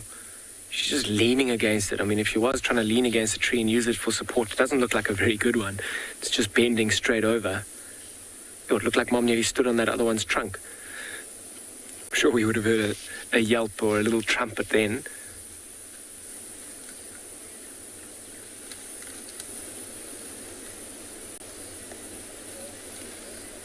It's almost like mom has got... You know, I'm sure she's going through quite a lot of pain. She's just pushing up against something, trying to almost distract herself from this pain. But how brave is she? She hasn't made one noise the whole afternoon. Or any real obvious signs of pain, and I'm sure she's in a great deal. She's shown us some amounts of discomfort. But while we've got a really good view, I'm going to still stick around here for the next short while, but I'm going to send you over to Tristan at Djuma one more time.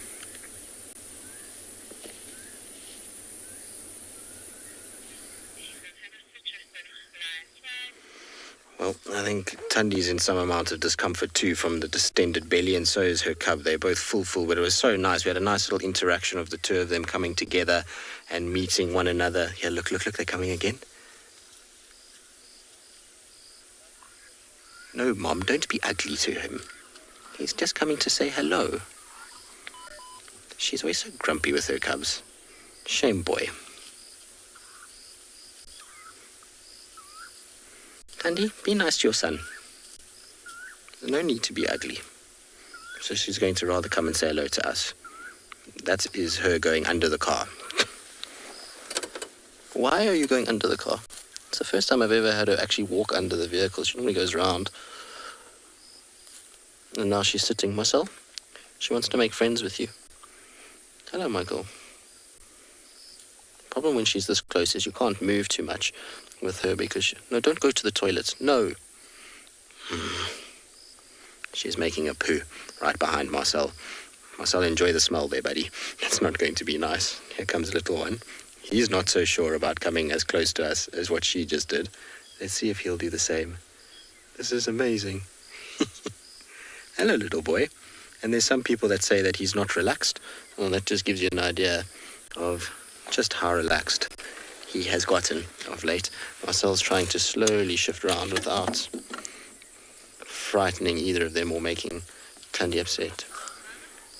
All right, well, unfortunately, we're going to have to quickly send you back to Ngala.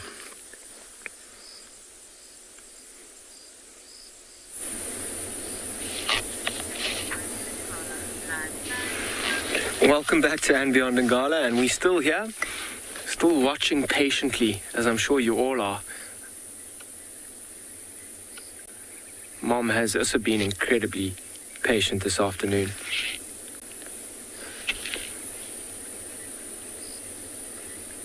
Just dealing with the extra stresses of, while having to look after this little one and the rest of the herd. I mean, moms are quite incredible, aren't they? Having to look how it's kind of pushing this little one along in the road, encouraging it to go and telling it to go and saying that she's all right, the mom is all right, although I'm sure the baby or the younger one wants to give the mom as much support as it can. Mothers are really special, aren't they?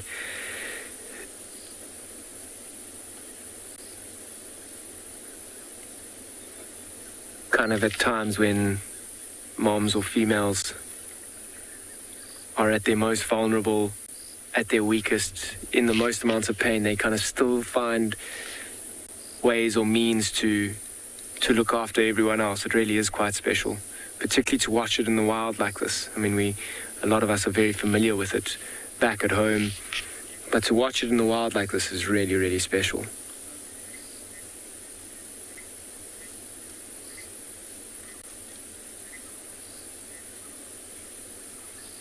See how, look at her, put the trunk up back over the tusk. See how all the other ones in the herd are feeding. They're moving around. They're using this time to feed. Mom hasn't fed much at all this afternoon. I'm going to make a bit of space for this little one that's coming towards us. I wonder if it's not Issa trying to kind of clear the way for Mom, or for the female at least.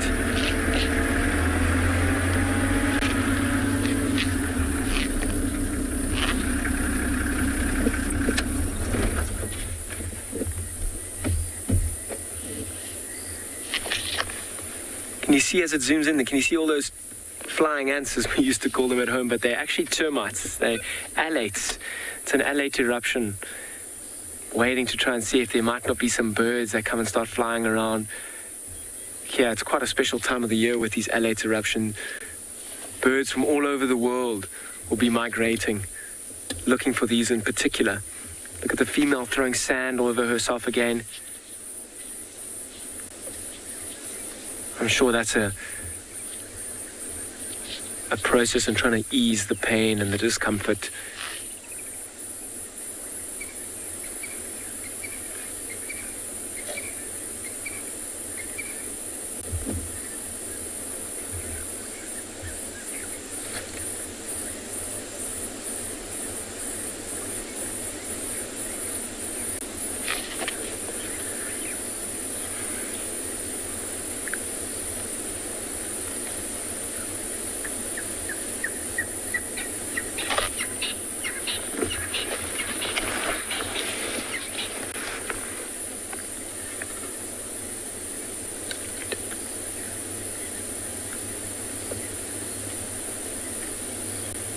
Just standing in the road, hey?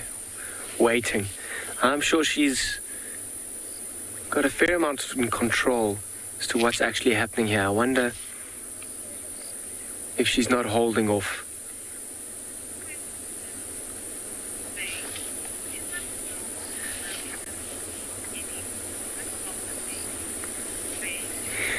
Faye, is it normal that we haven't seen any movement from the baby? Because I've never witnessed one of these things, I can't answer your question 100% honestly. However, I am a little bit surprised because I have seen elephants that are heavily pregnant. And, sorry, I'm just going to mind the way of this little one before I continue to answer your question. I've seen elephants that are heavily pregnant, and you will often see the young one moving around in the tummy, particularly as it's getting close to, let's say, delivery date or birth. I am a little bit surprised that we haven't seen this baby moving around.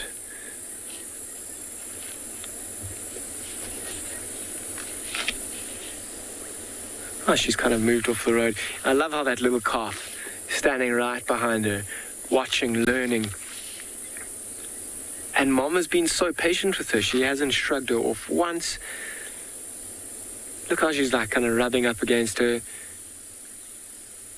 consoling Mom. And geez, I think I would have lost patience with the little one who was hanging around while I was in this kind of process. But once again, mothers are special, huh?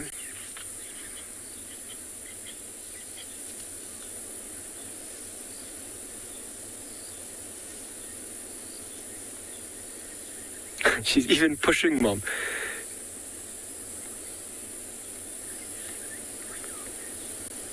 Mom will just kind of push back and let the little one do what it needs to or what it wants to.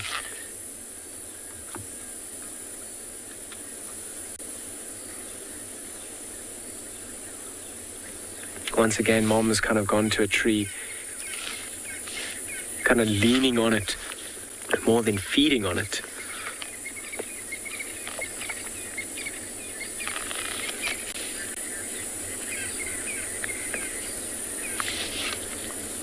The little one looks like it's pushing up against Mom, almost copying like some of the stances that Mom has been doing this afternoon.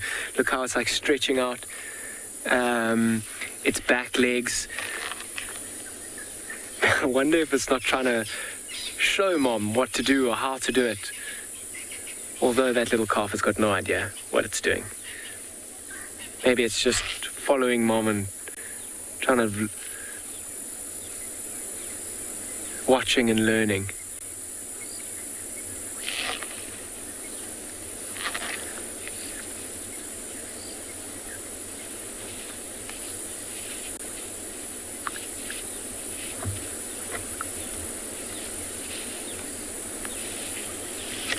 Look at this one here, digging in the soft sand after the rain that we've had for the past week.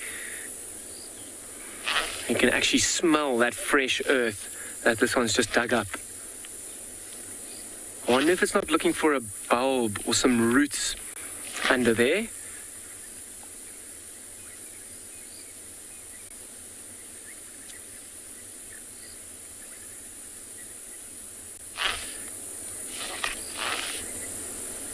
Let's see if it doesn't pull up a big bulb or a root. And you'll see elephants with, I mean, this is still quite a young elephant, and you can see its short tusks. Elephants with great big tusks will often put their tusks right into the ground to try and fish out a root like that this one might be looking for, to try and break it.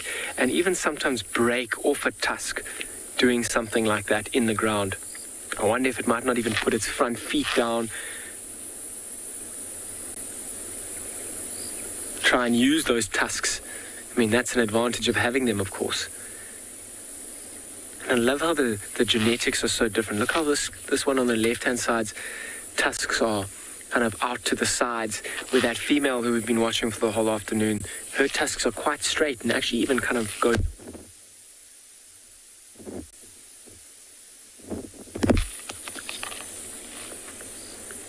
So you see, BK has just turned on the infrared light. There's no light on these animals whatsoever, so it's still completely dark for them.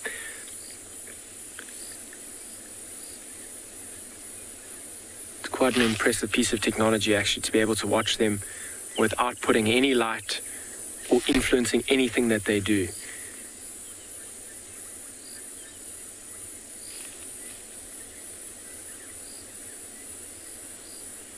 You might even listen out. If this elephant is looking for a root and it gets to it, it'll use its legs to break it. And listen for that snap.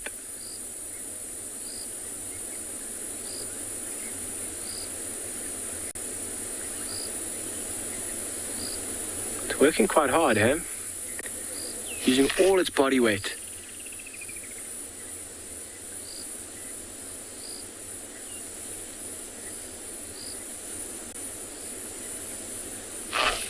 Here comes Mom again. Look at the little one sticking right by her side. Quite an amazing view, and I absolutely love the family structure within a herd of elephants. And this young bull is really getting deep into the ground here, digging quite a deep hole.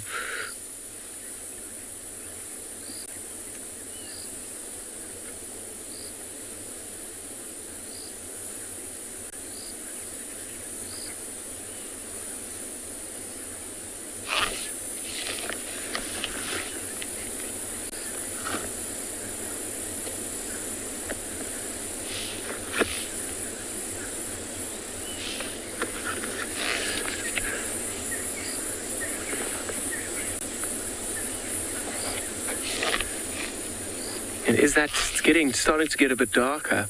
I wonder if this isn't the time that Mom's been waiting for the whole afternoon.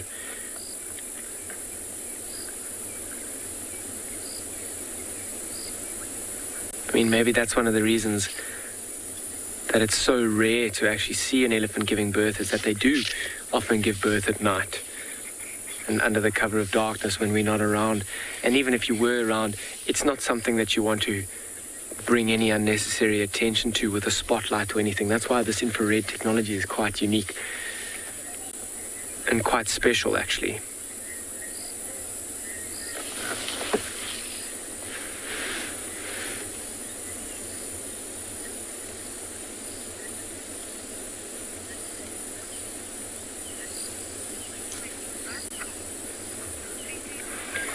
Yeah, so I'm still going to stick with this small herd for the next while. We have got a little bit of time left before the end of drive. Let's all keep our fingers crossed and see if this wonderful feat of nature doesn't come and happen right in front of us. In the meantime, I'm going to send you somewhere else.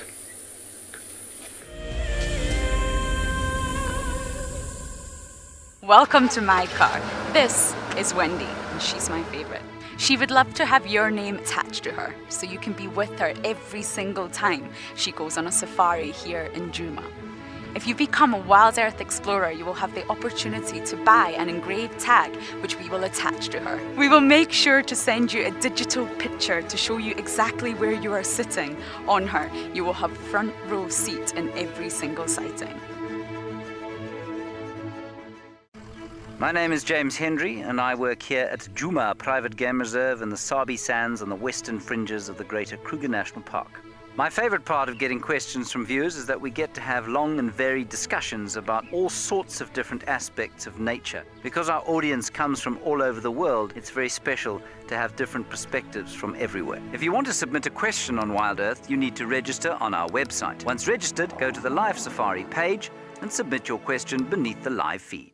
Hello everyone, my name is Tswalu and I am a naturalist and safari guide here in Djuma Game Reserve in the Sabi sands in South Africa. I think that the information that we provide, and most importantly the questions that you ask, give both you and I a really good idea of what's going on.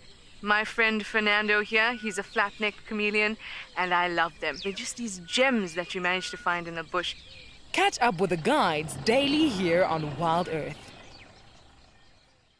Have you been watching WildEarth and dreamt of being right there on safari with one of the guides? Well, now you can. WildEarth is offering you a chance to buy a ticket to dream. You or a friend can hop on board a live WildEarth show and join our guide on safari. The ticket is redeemable at any of our locations, anytime in the future. Only a limited number of tickets are available, so don't wait. Get your ticket now and start dreaming. Terms and conditions apply.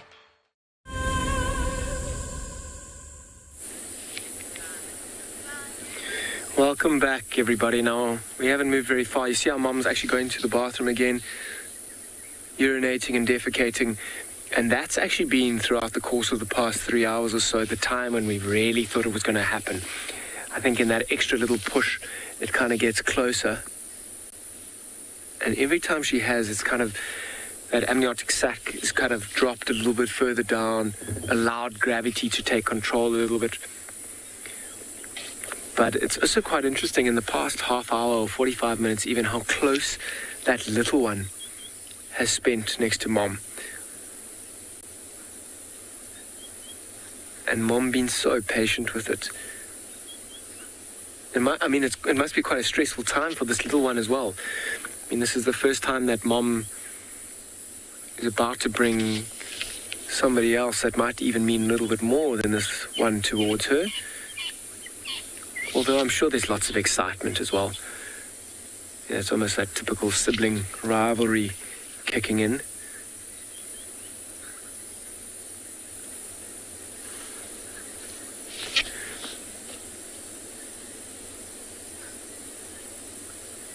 This one on the left is still digging a hole there, kicking. You can even see on the road all that dark sand. That's all the fresh sand that it's been kicking up. It's quite moist and I'm sure quite cool as well. Mom's kind of coming back in towards the road. Waddling here. She's got an incredibly big head, but even her big belly kind of downsizes a little bit. I'm going to move back a tad, kind of straighten out a little bit. Mom might, if there is something quite exciting in that little hole, maybe a fresh tuber or root. She's actually gone there and she's throwing, I was talking about how that sand might be quite a bit cooler.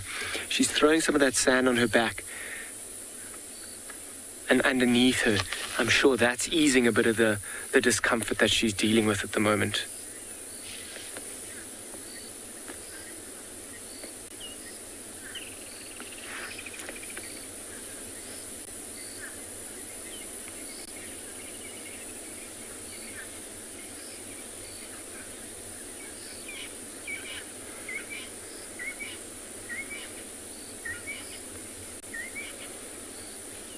It's amazing now, those three. There's still another elephant that's somewhere off to our right. I mean, it's quite dark, and because there's no light, it's a bit difficult to see around. I know you can see very clearly with the infrared light, but I can just hear this elephant on our right-hand side feeding away. And I can see in the camera as well, these three that are right, all close together. The one close off, you see the female, the pregnant female, throwing all that sand over her back. You can even see that tusk kind of coming over the back of the one that's closest to us. And you can still see right between her back legs, that sack that's kind of just bulging out, waiting to drop.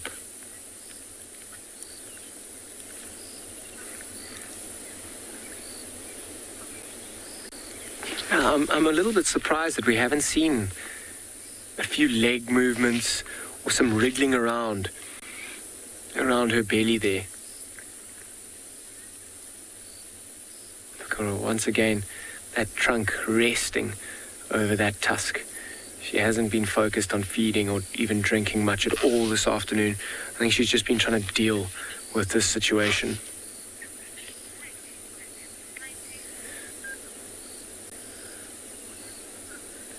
I mean, if she really wanted as well, she could kind of just push that one out the way, but she hasn't done it. I mean, she's been an incredibly good mother this afternoon, looking after the rest of the herd while trying to deal with this incredibly tricky situation. So it has been quite a special afternoon. I mean, very unique for me, and I'm sure unique for all of you guys as well, getting to spend this incredibly personal time with a mature elephant cow that is well into her stages of labor, and I'm really hoping that it ends soon. I mean, this labor stage can last several days. Maybe she's been holding off until this evening so she can give birth. It'll be very interesting. I mean, we're not far from where we stay. This will be definitely the first place that I come and have a look for in the morning. It'll be amazing to see if we can't find a brand new baby moving around, or even more special, and I don't actually hope this for her, if she's going into the last stages of labor where she will be giving birth. And that'll be an incredible tie for us to see her actually giving birth, particularly after this afternoon. But what a special afternoon. Thanks everyone for dealing with us and this elephant cow. She's done an amazing job. I hope you've really enjoyed it. It really has been unique and very special to us all.